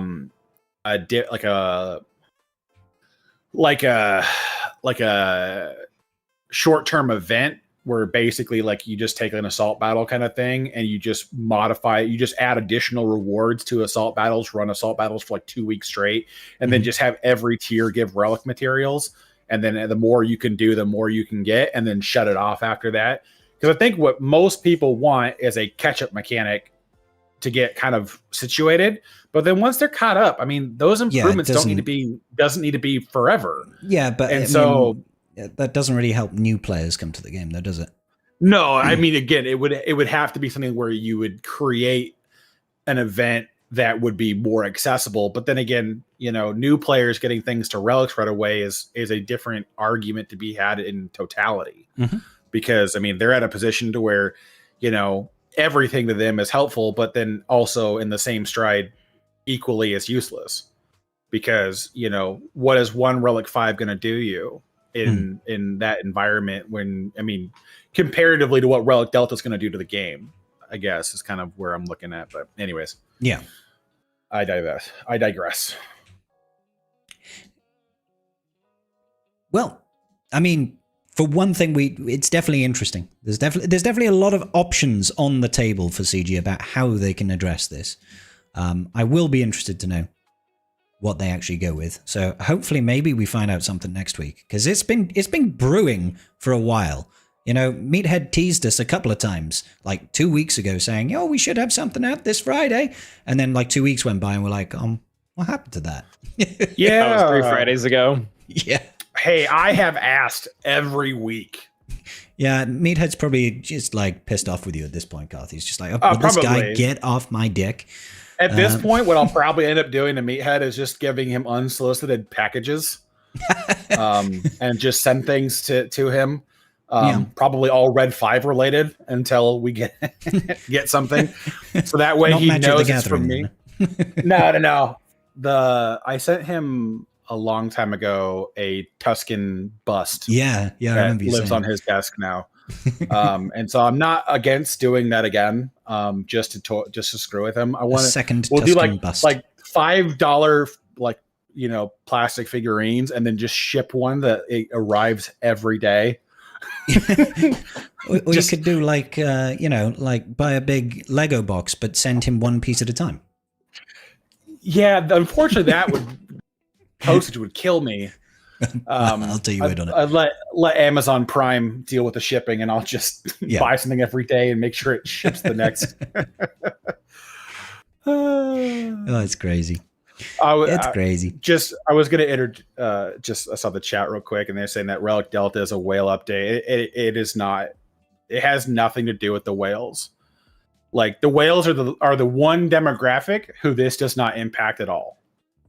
Like, does it make punching? Whale, but yeah. Well, yeah, but punching up into them, it doesn't really matter. Like, we have seen plenty and countless excuse or cases in your Discord already where it's just like most of the people who are mid game like whale people who spend a lot, they have no idea what the hell they're doing. You know, they're running cat with JML, they're running, you know, C with a bunch of random characters on defense, and they don't do anything that for the game. Like, so yeah, are they going to have hard issues with punching up? But, you know, it's not going to be like it's the end of the world. Their tactics aren't great. If you are a invested player who can strategize and think out strategies and counters and stuff like that, and invest in datacrons and everything else, then it's not going to be this, you know, massive thing for the that's going to come as a detriment to your play style. You're just going to have to rethink about what you have available. There are always the counters of just like, you know, 4 million versus 12, but to be like, oh, it's just for the whales. Like, it's not. Do they benefit from having more invested? Yes, they will benefit from that. They're the deeper roster, but the characters still suck. Having the B team resistance squad without Zori and the Omicron does not all of a sudden, you know, give you an unkillable team. No, you know, it's not going to change a lot of those parameters. I think getting stuck on the fact that, yeah, it's going to be harder to fight them. Sure. In some situations it will be, but across the board, I don't think that's going to be the case. I think with how much testing I've done on the system, even with the current numbers I've thrown, what still works is still pretty broad. Like, Relic Delta cannot stop certain things from functioning. So once you sort those out, you'll still be able to go, hey, Treya just is going to shithouse your team still because Relic Delta be damned. Like, yeah. I mean, the one that always gets me is when people say stuff like, "Oh, CG is pandering to the whales because the whales are all asking for more value from their relics." I'm like, what? I don't remember ever saying, "CG, you really need to make my relic teams not die so frequently." Like, this is just like CG is putting this in because CG wants to do it. Like, no whale is out there just saying, hey, CG, you need to address this. This is a big burning issue for all of us. So, like, it's weird. It's like misplaced anger. Looked at high relic Ewoks and been upset that when I set them on defense, a relic 3 Malgus can solo the team. Okay. I have not ever once been upset about that example. But I mean, I do understand to a degree. The reality is with the majority of this, it's about bringing up the bottom floor, which CG has done previously when they did the Gear 12 to Gear 13 changes. And they made a lot of things bring up the floor so that characters can still compete and be viable. So all they're doing is saying, hey, we need to make vertical progression attractive. We have to bring up the floor. So you're going to have to move along. But everyone's looking at this as is like, oh, well, Relic 3 is never going to be an R9. And I'm like, well, yeah, but would you like Relic 10 to add speed, potency, tenacity, crit avoidance, other stats to it to make it so worth investing into that? Evasion. Like one Relic 10. Well, this is the thing I always say. If you are so opposed to Relic Delta and like, well, just give us more stats. I'm like, if equipping a single Relic 10 had the epitome of the effect of Relic Delta 4, like where it's like, even with R9s, you can't fight it because you're not going to land these debuffs. You're not going to land critical hits anymore on these characters because R10 is such a massive stat wall to make it worth investing into. You're equally as screwed. Like, I don't understand why Relic Delta can be overcome. And for right now, unless CG gets really aggressive with releases of new Relic levels, getting to R7 is not that big of an ask for a lot of different accounts. It's not fun. I won't argue the point. If Relic economy changes come, it'll be easier, but it's not that big of an ask to still be at Relic 7 equally be punching into, Relic 9 teams without much investment, because R8 and R9 is a far greater investment than Relic 7 is on a per character basis. And so if you're trying to tell me that Relic Delta going, okay, well, R5 into R9 is going to start having problems, it's like, okay, but if R10 was massive and it was equally as powerful, then you're equally screwed. Whale drops R10 on one character on one team on the front wall, and now you can't beat it because your counters, doesn't work anymore. It's like, well, then you're equally as mad. So it's like, I think Relic Delta is the best iteration that we had presented to us that solves this problem without creating basically what the Marvel Strike Force problem is, which is their version of this was just adding shitloads of stats to those characters. And it's like, okay, well, then the only way it's competitive is if everything moves up with it. And if you can't move up with it, it becomes insurmountable. It's like, what if we just said, okay, Relic 10 gives GLs double the health pool? It's like, okay, good luck ever cleaning up a solo Ahsoka ever again with anything that's not a triple Ami. Yeah, that's not a triple Ami team. You're just going to get stuck there. So that's I guess where I get to is like, everyone wants to bitch and complain about it like it's going to be the end of the world. And I'm like, yeah, but the other options could have been way hell of a lot worse. And this is at least more dynamic. It moves with you as you progress. It allows a lot of flexibility through all the testing we've done. RD1 and 2 is damn near not noticeable. Yeah, pretty much at this point. RD3 is, depending on the counter, is or isn't. RD4 becomes a lot more noticeable. Some counters still just don't give a shit. But that is a much more dynamic system than just going, well, we added 50,000 health, 50,000 protection, 25% tenacity, potency, crit damage, or crit chance. Yeah, base crit damage, whatever. We add 25 mastery to the character just to make Relic 10 appealing. And then you have one Relic 10 team, and they become unkillable. Might still do that. You never know. I feel like Relic Delta was the way around that. That's all I'm hoping for. Yeah, I think so. So I've just seen Robbie in the chat is saying that Meathead is in his bad books because I think it's because of the pool of selected people that are on this tester program. I think he's upset that Sanjita isn't on the tester program. It's not going to open up any wider right now, but it will in the future.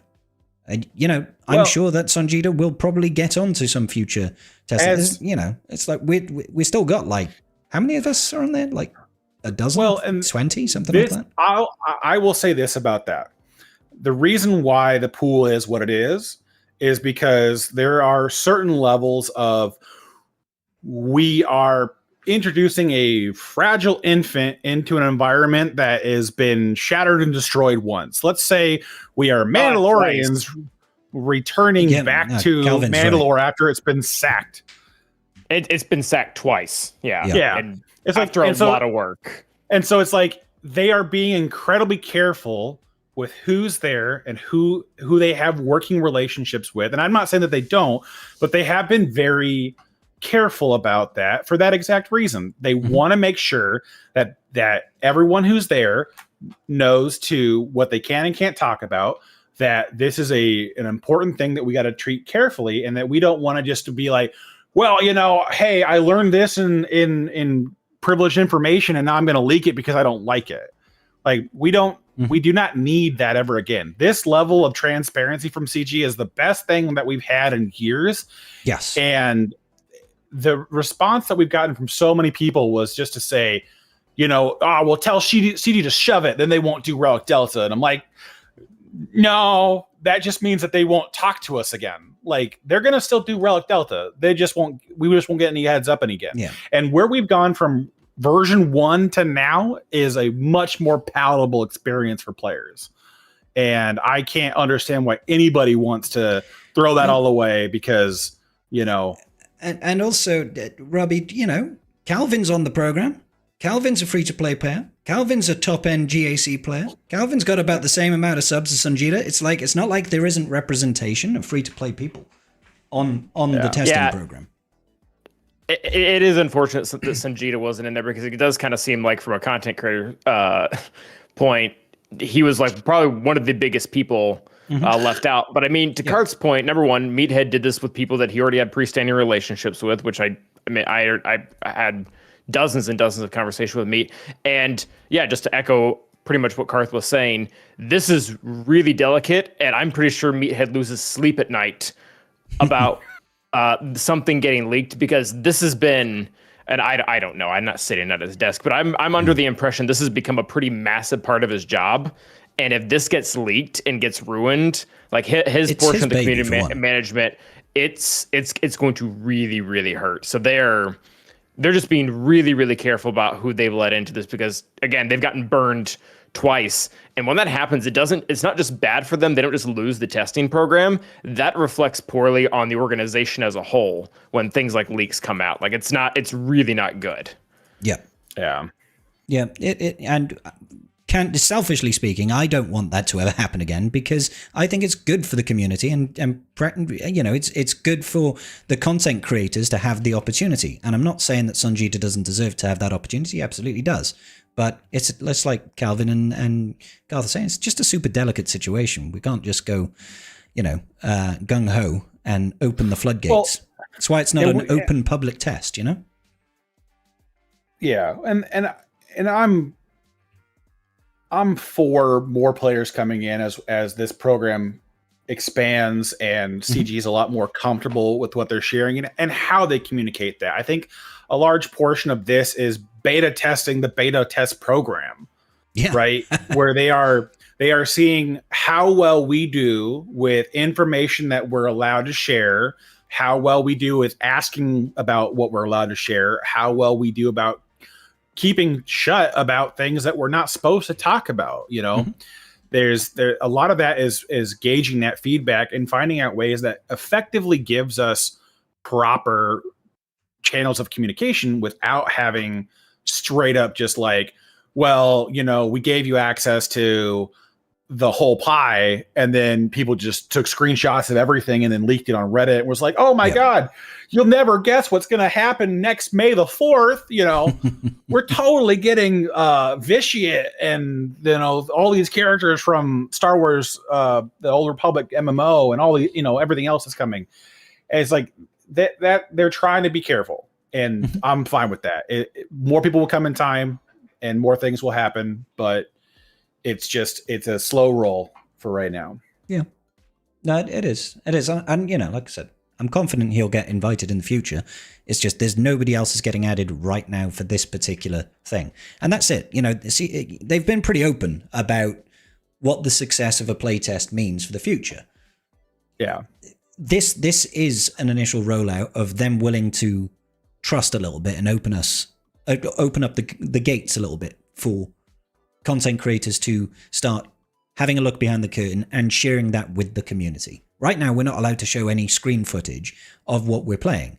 You know, we're only allowed to talk to it, but in the future, there'll be opportunities. Provided this goes well, it means more content creators get to go on the program, even potential public tests, and potential for us to show actual screen footage. It's all good things, and I understand people being disgruntled about one content creator or another not getting invited, but it's early days, guys. We've got to roll with it. We've got to roll with it for now. Well, this comment tickled me. Mm-hmm. It's like, if whales have so much money, why the hell do they need to play GAC? And I'm like, well, that's exactly it. Like, I think people don't really understand whales' motivation for what they're doing. Like, there are advantages of spending for competitive advantage, but they're few and far between. They're, at where I'm at, you can whale on everything, and for the most part, it's not going to give you day one dominance in anything. A GL might be the exception to that particular statement, but whaling on Forlom day one to have him 7-star is not gonna ain't gonna change the game. People starting new accounts, whaling on all the Lightspeed bundles and everything else, it'll give them an advantage for a time. But we've talked about this before.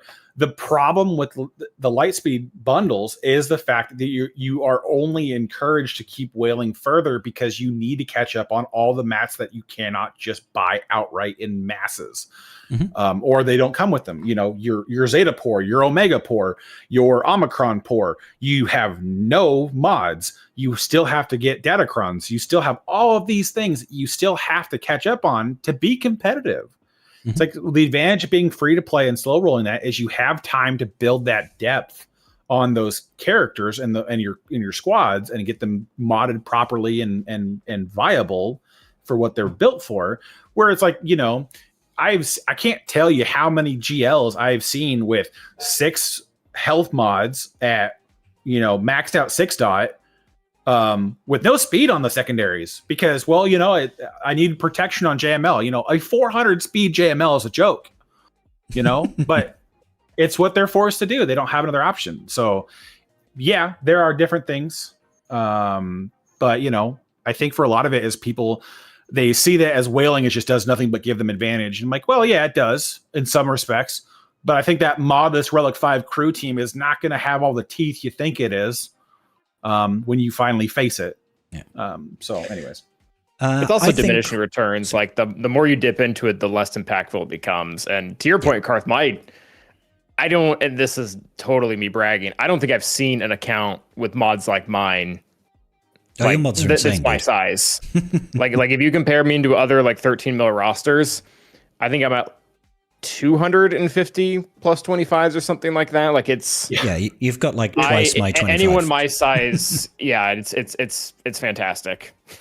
Your mods are fucking insane. Like my alternate account has half of that on the plus 225s, and I don't even know if my main account has that many for plus 25s. And so it's just like there are so many diminishing returns on that. Like that's what I experienced whaling the hard way back the land before Lightspeed. I remember buying packs to get the Mark III ability upgrade materials because I was so I couldn't get them. I couldn't get them fast enough, so I would buy packs that had them so I could keep upgrading my characters.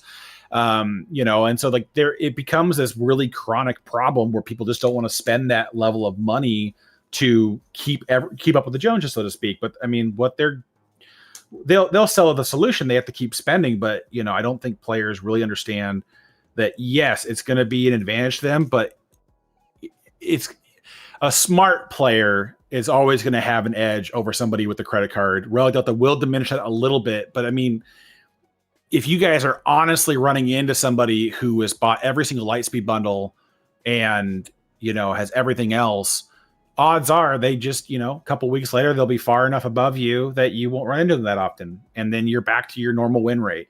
CG has been very adamant that GAC is a 4 and 5, 5 and 4 environment. That's where they're happy with people's win rates being. It's like the second more people understand that that's their metrics for success in GAC right now, nothing else they've ever stated. That is 100% what they're going to be looking for when this is over.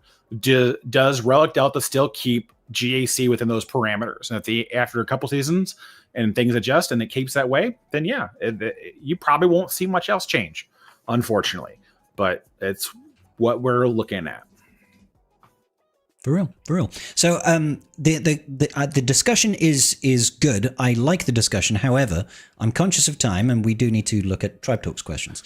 So, ladies Calvin and gentlemen, has this cool thing called a stream to do. Well, there is that as well. Yeah. There is GAC to do, and he's. I've heard he's okay. I heard he's all right at GAC. So yes, ladies and gentlemen, if you are in the chat right now, please head over to my Discord and leave any questions for us within the Tribe Talks questions channel there. We will get going and we'll catch up your questions as they begin. So the first comes from Bubba Joe, and I think he wants us to do a Hondo impression. Calvin, do you do a Hondo impression? Not well, no. Okay, I'll do it then. Impressions make me really self-conscious. Oh, yeah. I'll feel self-conscious just because I've got a standing audience now. That on to you. Now I am. Now I'm conscious about it. Fuck. Jeez, what did I do? Fun. All right, okay. And I do have a sore throat, so I'm not sure. That might actually improve the Hondo impression. I'm not sure. Anyway, let's go with it. It is I, Hondo, King of the Pirates, Savior of Onderon, Capturer of Jedi and Sith alike. I, being King of the Pirates, have a question for you profit-lacking podcasts that will surely boost your profits 100-fold. I, of course, know the answer, but I will allow you to share it with your audience to engage in profit. Now that we have what appears to be close enough to the final version of Relic Delta, do you believe that this will change how new players grow their accounts, hyper-focused or on an advanced fleet and unlocking characters in sequence, or will an alternative path, maybe focusing on new assault battles and GAC and a more vertical roster, be just as profitable? What do you guys think, if you got through that? I mean, if numbers launch the way they do right now, I would recommend that basically you take your tank and your attacker to relics first, and then you just beat down on fools. Slap down on fools. Yeah, the being at a significant RD plus, 3, 4, and 5, your attackers can half the time just delete boards. Especially, if you've got big AoE attackers. Yeah. It's going to change some progression. Other teams are going to start gaining value in the early and mid game because of that particular exploit to a degree. It's not really an exploit, but it's just the inverse of the mechanic, where you can probably leave some team members at gear 12 and take like Star Killer to Relic 7, and then leave EP at gear 12, Mara at Relic 5 because that's what she's required at. And the other two at whatever, and then watch Star Killer just still run Rickshaw over a lot of teams.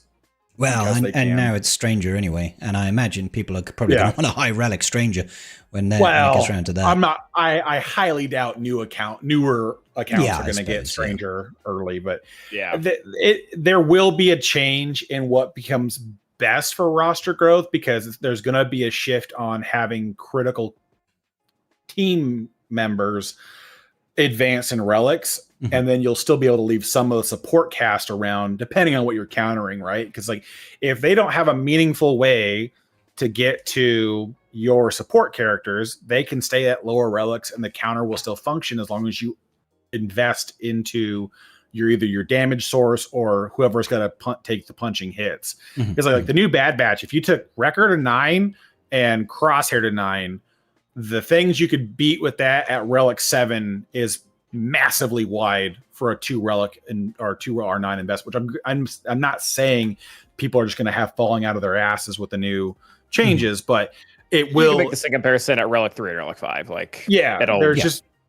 you're gonna have a massive performance boost, being at a couple relic deltas an advantage on your tanks and your attackers. They're not invincible, but they're pretty close to it. Mm-hmm, mm-hmm. What about you, Cal? Do you think people are going to change the way that they farm their rosters thanks to relic delta? So you guys are the one with the alt accounts, so you can correct me if I'm wrong. But the thing that I've heard from most newer accounts is they don't really develop their roster around GAC. Like they're the whole carbonite problem has kind of left a sour taste in their mouth for the most part. So they just go into other things in general. So I don't think that'll really change much, at least for the brand new ones. As far as I do think there'll be a slight shift in PvE. I think min-maxing will look a little bit different, and the fact that I think it'll be more advantageous to really, to take your Queen Amidala team, make sure that they get all the way up to Relic 7. That way your POW Omicron and Conquest is guaranteed to be good all the way through. So I think there'll be things like that. Particularly about PvE content. I think it'll also be fuller than it used to be. Because when I was doing it way back in the min-max days with the old GAC, I was consistently leaving. I consistently had characters partially at relics and partially at gear 11. I think that's going to go away a little bit. I think it'll be more similar to the comparison that Karth gave, where you'll have like a 2 relic difference. Because you can't have your characters dying to AoEs, even if they're support, even if the only thing they need to do is take a turn. Yeah. I think you're about right. My personal opinion is, like Kevin says, I do have an out, and focusing on GAC is not really the way. You still focus on getting to the top of Fleet Arena. That's like priority number 1 if you want to be competitive, because that's like the lowest hanging fruit for the highest amount of reward. Getting 400 crystals a day is so much better than having 1 extra team for GAC. And I know that's a bit of hyperbole there, because the time it takes to get your Executor or a Profundity or a Leviathan is a lot longer than one round of GAC. It takes a lot longer than that. Obviously it does. But it's still the fact, right? It's like, you're still going to want to be top of Fleet Arena. That's always going to be number 1. After that, you're still going to want to farm things like your Galactic Legends and your Legendary units. You're just probably going to go for the ones that are most competitively viable. You're still going to want to get things like R9 Peridia Pals, and well, maybe not Peridia Pals, but Duel of the Fates, perhaps, to get more access to help develop your roster. You build up the economy rather than focus on what helps me exclusively win GAC matches. So yeah, I think that doesn't change. No matter where this game goes, it doesn't change. It's all about getting your economy, getting income sorted out, and then doubling back on your favorite farms. Like, are you a big JMK fan? Are you a big Lord Vader fan? Are you, whatever that ends up being, that kind of stuff ends up being kind of the resting point. But once you get your economy stuff sorted, it might change like the order people go for stuff. Maybe people will be like, oh, Leviathan, I'll get an R9 Malak out of that. And an R9 Malak, in Relic Delta terms, is now going to let me solo a load of shit that I couldn't before because his life drain is fucking insane. Damn near name any R5 team, and Malak will probably solo it. Yeah, he'll probably just eat it. That is one thing that will make an impact, not just for new players, but for everyone. But these undersized teams just went up significantly in value. Yeah. Only having to invest R9 into Wampa or to Malak or to Savage. I could say Bane too. Oh, Bane, 100%. Like those types of teams, that they just became way more budget than they were before. Yeah, without a doubt. So it's a good question, Robbie. I don't think it necessarily changes how it goes, but I think it becomes slightly more exacerbated. Almost, it's more of the same. So thank you, Bubba Joe. Fallow Mallow, great name, by the way. What would you rate the importance of Omicrons in the GL Hondo team for TW? Oh, thank Christ you did not say that word. What, Glondo? Yeah, people are trying to make that work, and I'm just trying to make Glondo happen. Sorry, Kat. Yeah, I'm excited to hear Karth's answer, because I have this exact question, because I only put on TW Omicrons for like GL teams, and that seems kind of like not bad, but it seems messy with the amount that they have. So you can, for TW, from what I'm seeing right now, it's the 2 uniques on SME, and then Brutus's Omi. The third one on SME I don't think really carries much. I have to go back and look. Do you mean 2 specials or 2 uniques on SME? Sorry, the unique on SME, and then I'm trying to remember the lower special. I can't remember them. I'll be honest. I have all of them. I don't know what they do. Because he only has the 1 unique. Yeah, no, it's the unique. I'm trying to remember which special that it's supposed to be.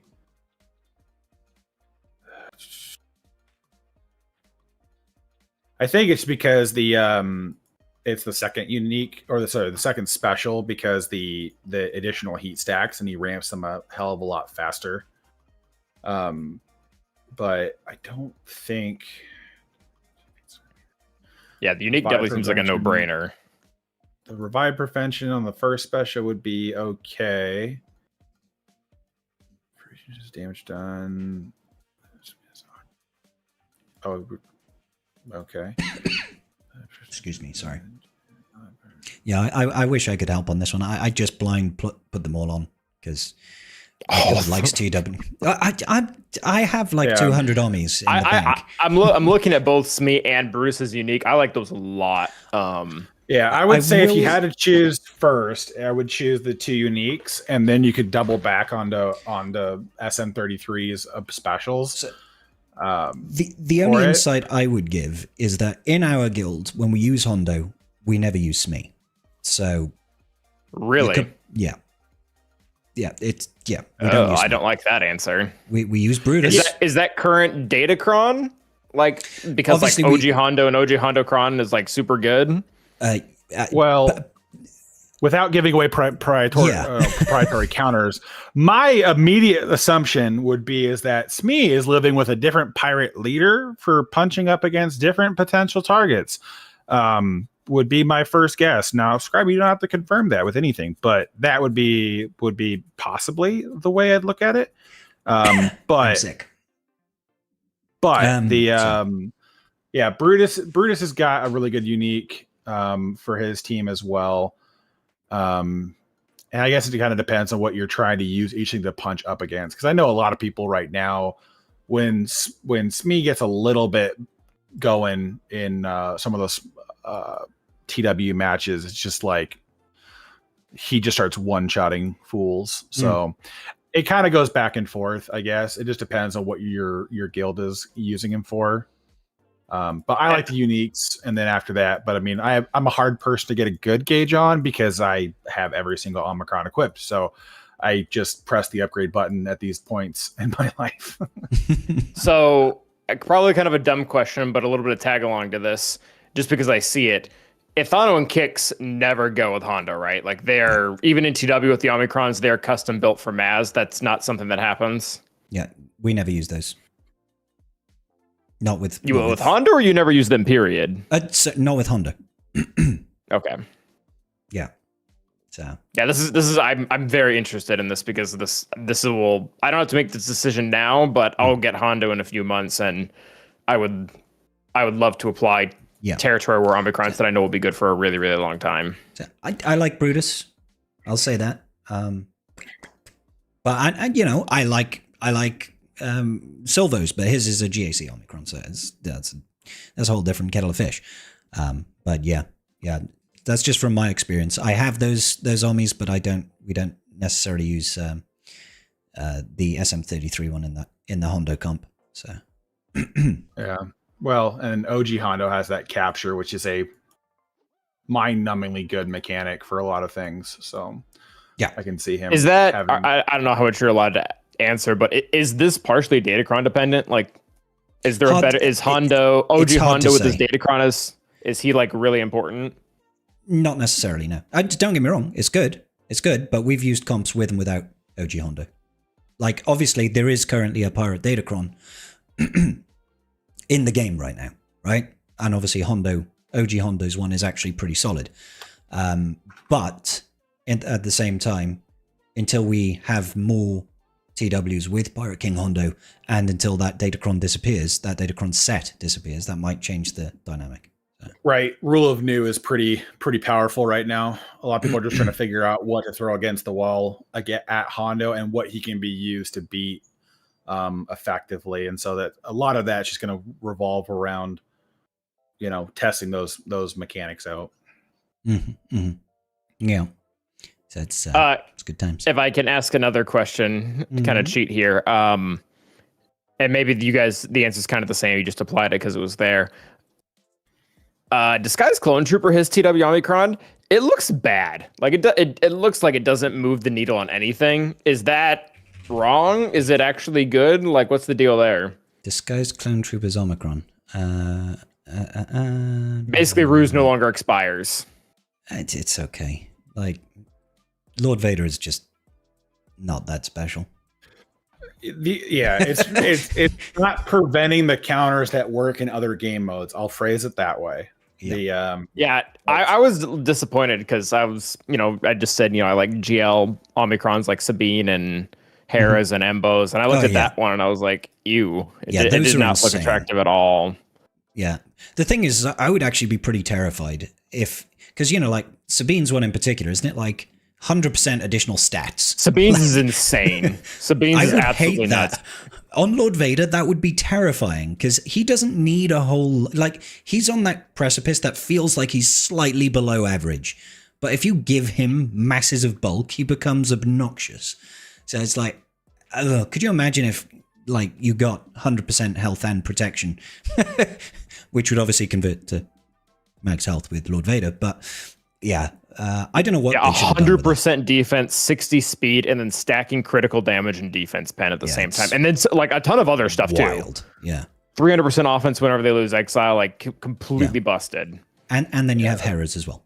Yeah, the big issue with Disguised Clone Trooper is that the Omicron has value, but it's more like if you're using it offensively to go against things, because you need him to gain ruse and then you can really abuse the mechanic. Because like the first special, well, I guess it's only special, but it deals more damage for if he has ruse, and then I think the basic has something else based on him having ruse.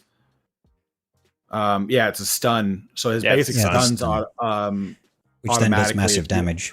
Well, no, sorry. Yeah. If he attacks again versus a stunned enemy, he applies order 66. Yeah. So there's a lot of things that you can do with him, but like the fact of it right now is that it doesn't have any value because JML just takes a 25% Terminator Cron and goes first, ability blocks him, and then you just control the board until you blow up a team, right? So he doesn't get a chance to operate. I think once it's harder to control that team, then I think it'll be more valuable. But it's going to be an Omicron that's going to come and go with Datacrons versus being always a dominant or a worthwhile investment. Yeah. All right. Thank you. No problem. Fun discussion. Okay, so thank you so much for the question there. Next up, we've got Soy Pollo. He's a chicken, apparently. Free to play is so dead. I feel like a lot of people have already quit because on Fleet Arena, I'm getting to rank 1 and nobody attacks. Well, that's unfortunately not a great way to analyze the viability of the game. No. So Calvin, I'm sorry to say, mate. Free to play is dead, bro. Like, you're going to uninstall now? Yeah, and this has been the problem for like the last 4 years with me and free to play. My account, it is free to play by definition, by technicality, because not a single cent has ever gone into it. But I mean, like, I'm 13 million. Like, I have access to every single resource. I counted. I did it for a video a long time ago. I counted like the amount of crystals I get because I have access to all of like economy. It's like 2 vaults. I get 2 vaults worth of free to play crystals every single month. Yeah, it's nuts. Like it's why I almost stopped making videos entirely with like free to play in the title, because it's a certain point it's become disingenuous to like say that anyone. Sure, you can have the exact type of account that I have if you're free to play. If you played for I don't know the exact year, 5+ years or something like that. But I do agree with Carl. I probably wouldn't use Fleet as the barometer for that because I'm looking at it right now. I've had a wall of dead accounts in my Fleet shard for years. I mean, I'm looking at 4 right now. I wouldn't use that as an indicator of a max exodus. Not yet. It's a little bit early. I think there is an element. A lot of people have been saying they're quitting because of Relic Delta and stuff like that. I think if we looked at this metric recently, actually, year on year, we're up about, what is it? 10,000 players? 100,000. About 100,000 total players year over year. But, a lot of the metrics people like to use are the active GAC signups. Yes. Those are players that are a little bit more engaged in the game.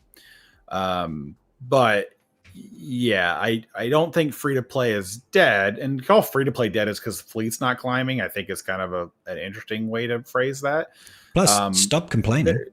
Yeah, I'd be happy to not have to climb. There's a little bit of irony in there. That's like the one place that free to play excels is Fleet Arena. Yeah. And so for me, for a lot of it just comes down to like, I get where your head's at. Like it's interesting that you have a dead one, but for everybody that has a dead one, there's somebody else that's getting kicked out to position 20 or farther every day to climb with their shard. So like it just depends on when you signed up, when your shard was formed, and what was going on during that time. Because people who like start new accounts like around May the 4th, where there's millions of players. I think we had like over 2 million players download the game between like mid-April and end of May. So about 6 weeks, there was about 2 million downloads that happened. There are new accounts being created. It's like if you got a new account at that time and you kept it and played it, you're probably the only person left on your shard, or you're like one of 5 that's actively playing the game and progressing forward. Most everybody that joined during that period, like 98% of them fell off by the time we get to October. So it just depends on what happened with your shard. It has very little to do with pay to play or free to play players doing anything. The game's not dead for any of those reasons. I'm not going to quit my free to play account. Like, I'm still going to play. I'm having fun with that. Relic Delta's not going to change that. And I think a lot of the time, even when people do actually quit the game, they don't stay quit. They come back. Like, it might be a year later, it might be 6 months, it might be 3 months, it might be 2 weeks. They'll still come back at some point. Some will remain forever quit, and we'll get new players. The real metric will be what will the game look like in 1 year's time?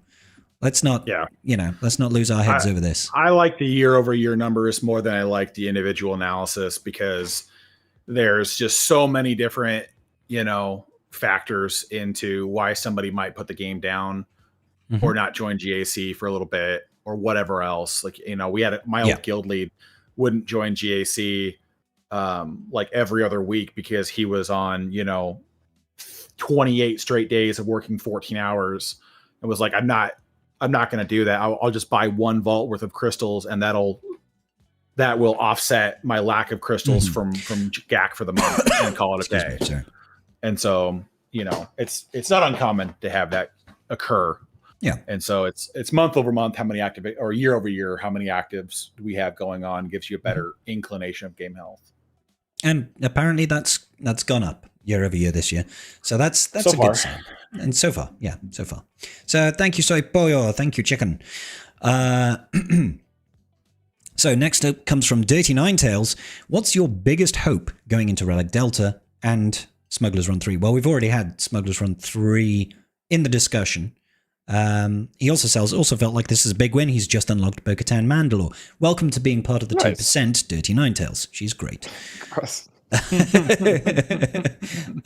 Biggest hope going into Relic Delta, and we won't discuss Smuggler's Run 3 because we know what Smuggler's Run 3 is now. It's great. Mods, yay, is the long and short of it. I mean, with the Smuggler's Run 3, I believe the understanding is we're able to run both the regular and bonus tier every time it comes around. Sounds like, and if they have 2 sims per, that's gonna be so huge. Much attenuators. They need to increase the cap from 300. Well, I think the reason they left it low is intentionally just to force you to use them. Same thing they do with the new but I mean, Smuggler's Run 3 will come around and you'll be at like 200 like immediately. Yeah. Hey, to re-roll a second to last calibrate is 150 attenuators, so that might only get you like one mod. Maybe now this, with this, people will actually start doing those high fucking re-rolls because they are so expensive. Like, dude, and I'm just like, yeah. I've done so many of the 150s. I've done so many of them, and so many of them have failed. I think I'm sitting at like, I can actually count because of how it's done. Yeah. I think I'm at like 8 or 9. I think I've had one go right. Yeah, I've done a couple where it's been like, oh my god, I've got a 23 secondary speed mod, and it's 4 out of 5 on speed rolls. I need to get that 29, and it just never happens. And I'm like, well, I literally cannot recalibrate this mod anymore. And it's painful. It's painful. But yes, I think the idea is that you can do both tiers, which is absolutely insane. Like, that's such good value. And we're going to get it every other Friday, isn't it? Yeah, twice a month, every other Friday. Yeah, which is kind of sick. Great time to go for Pirate King Hondo, ladies and gentlemen. For Relic Delta, my greatest hope is that we can move on from it and see what's on the horizon. I want to see what the new game mode is. That's what I'm more entertained by. I like new game modes, keep me interested in the game. So when Relic Delta is in and done, hopefully we should hear about this new game mode. Yeah, I'm interested to see what the thing after it is. I'm just kind of like, I'm over Relic Delta being the pinnacle of what we're trying to discuss right now, because it's like we're kind of like, it's settled. It's kind of seems like we know where things are going to land. It's just now get it out to people to just kind of bash their head against the wall for a little while.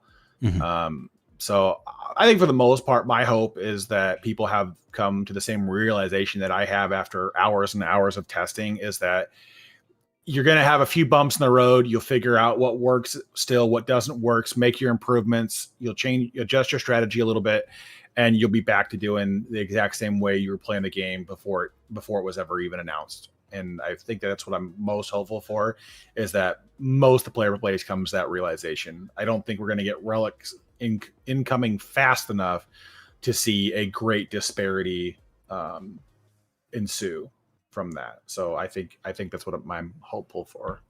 Fair. Anything you're hopeful for then, Cal? Or should we move on to the next question? I mean, yeah, I'm my Night Sister counter, and then again for the whole thing to kind of blow over. That's yeah. Next question, please. Yeah, next. So thank you, Dirty Nine Tails. Soy Poa Chicken comes in again. What CG really wants is Relic 11 before they release the marquee?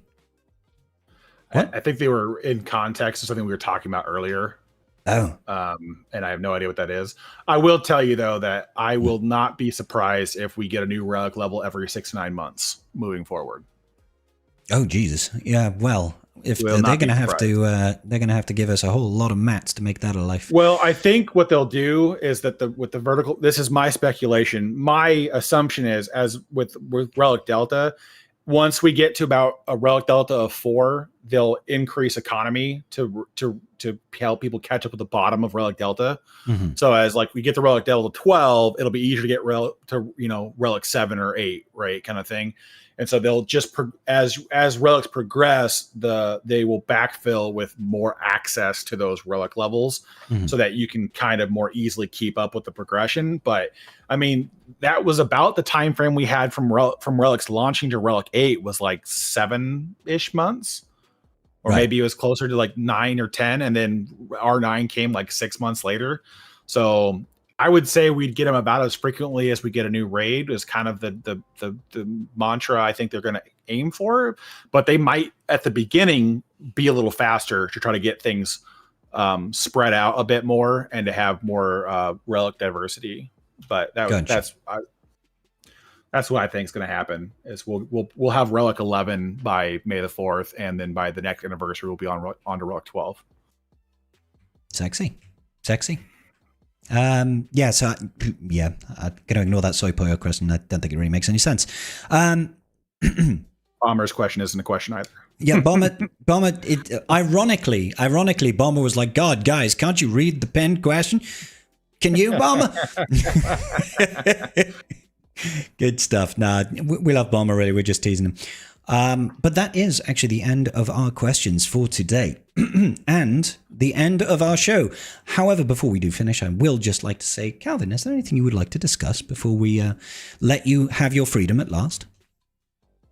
No, I mean, you guys know where to find me, Calvin Awesome, on both YouTube and Twitch. YouTube is pretty much, I mean, both of them are purely streams at this point. So catch me every 6 o'clock every Wednesday, Sunday, and Friday for GAC, and that's pretty much about it.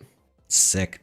All right, so I want to give you a big thank you, Calvin. Thank you for taking time out of your busy daddy life and joining us here at the Tribe. It's been great having you, dude.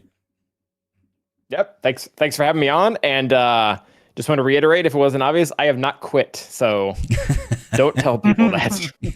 Well, free to play is dead, Calvin. Yeah, I see you stream all the time. Well, so clearly Calvin just went and spent $1 on a pack, and no, he's no longer free to play. So then so he's fine. He's okay. Yeah, he's fine. I did lose my in-game free to play whatchamacallit card when I got that. Was it the Temple Guard Order 66 one? Card pack. Yeah. When they give you a coupon through the coupon. What am I, 80? The one discount through the web store. Yeah, that counted as a purchase, so that's gone. Yeah. Officially whale. You are a massive filthy whale now. God, I'm so disappointed in you, Calvin. You were supposed to be the best of us. I'm over here trying to putting a whale to win account. No free to play accounts for this boy. Yeah, we can make that a reality, Kath. Don't worry. We'll make it a reality. Just gotta not piss off the wife. Oh yeah, good point. Open up a new bank. New credit card. What I'm holding out for, Calvin, is for the anniversary and see what packs come into the game, like for the Lightspeed bundles, and then literally go through and buy every single possible Lightspeed bundle that you can get. Just see where the account lands by the end of it, just for the humorous point of that, and then from there be like, okay, this is how we deal with no Zetas, no Omicrons, no Omega Mats, no mods. If anybody wants confirmation that yes, you are in fact poor, that is the video series for you.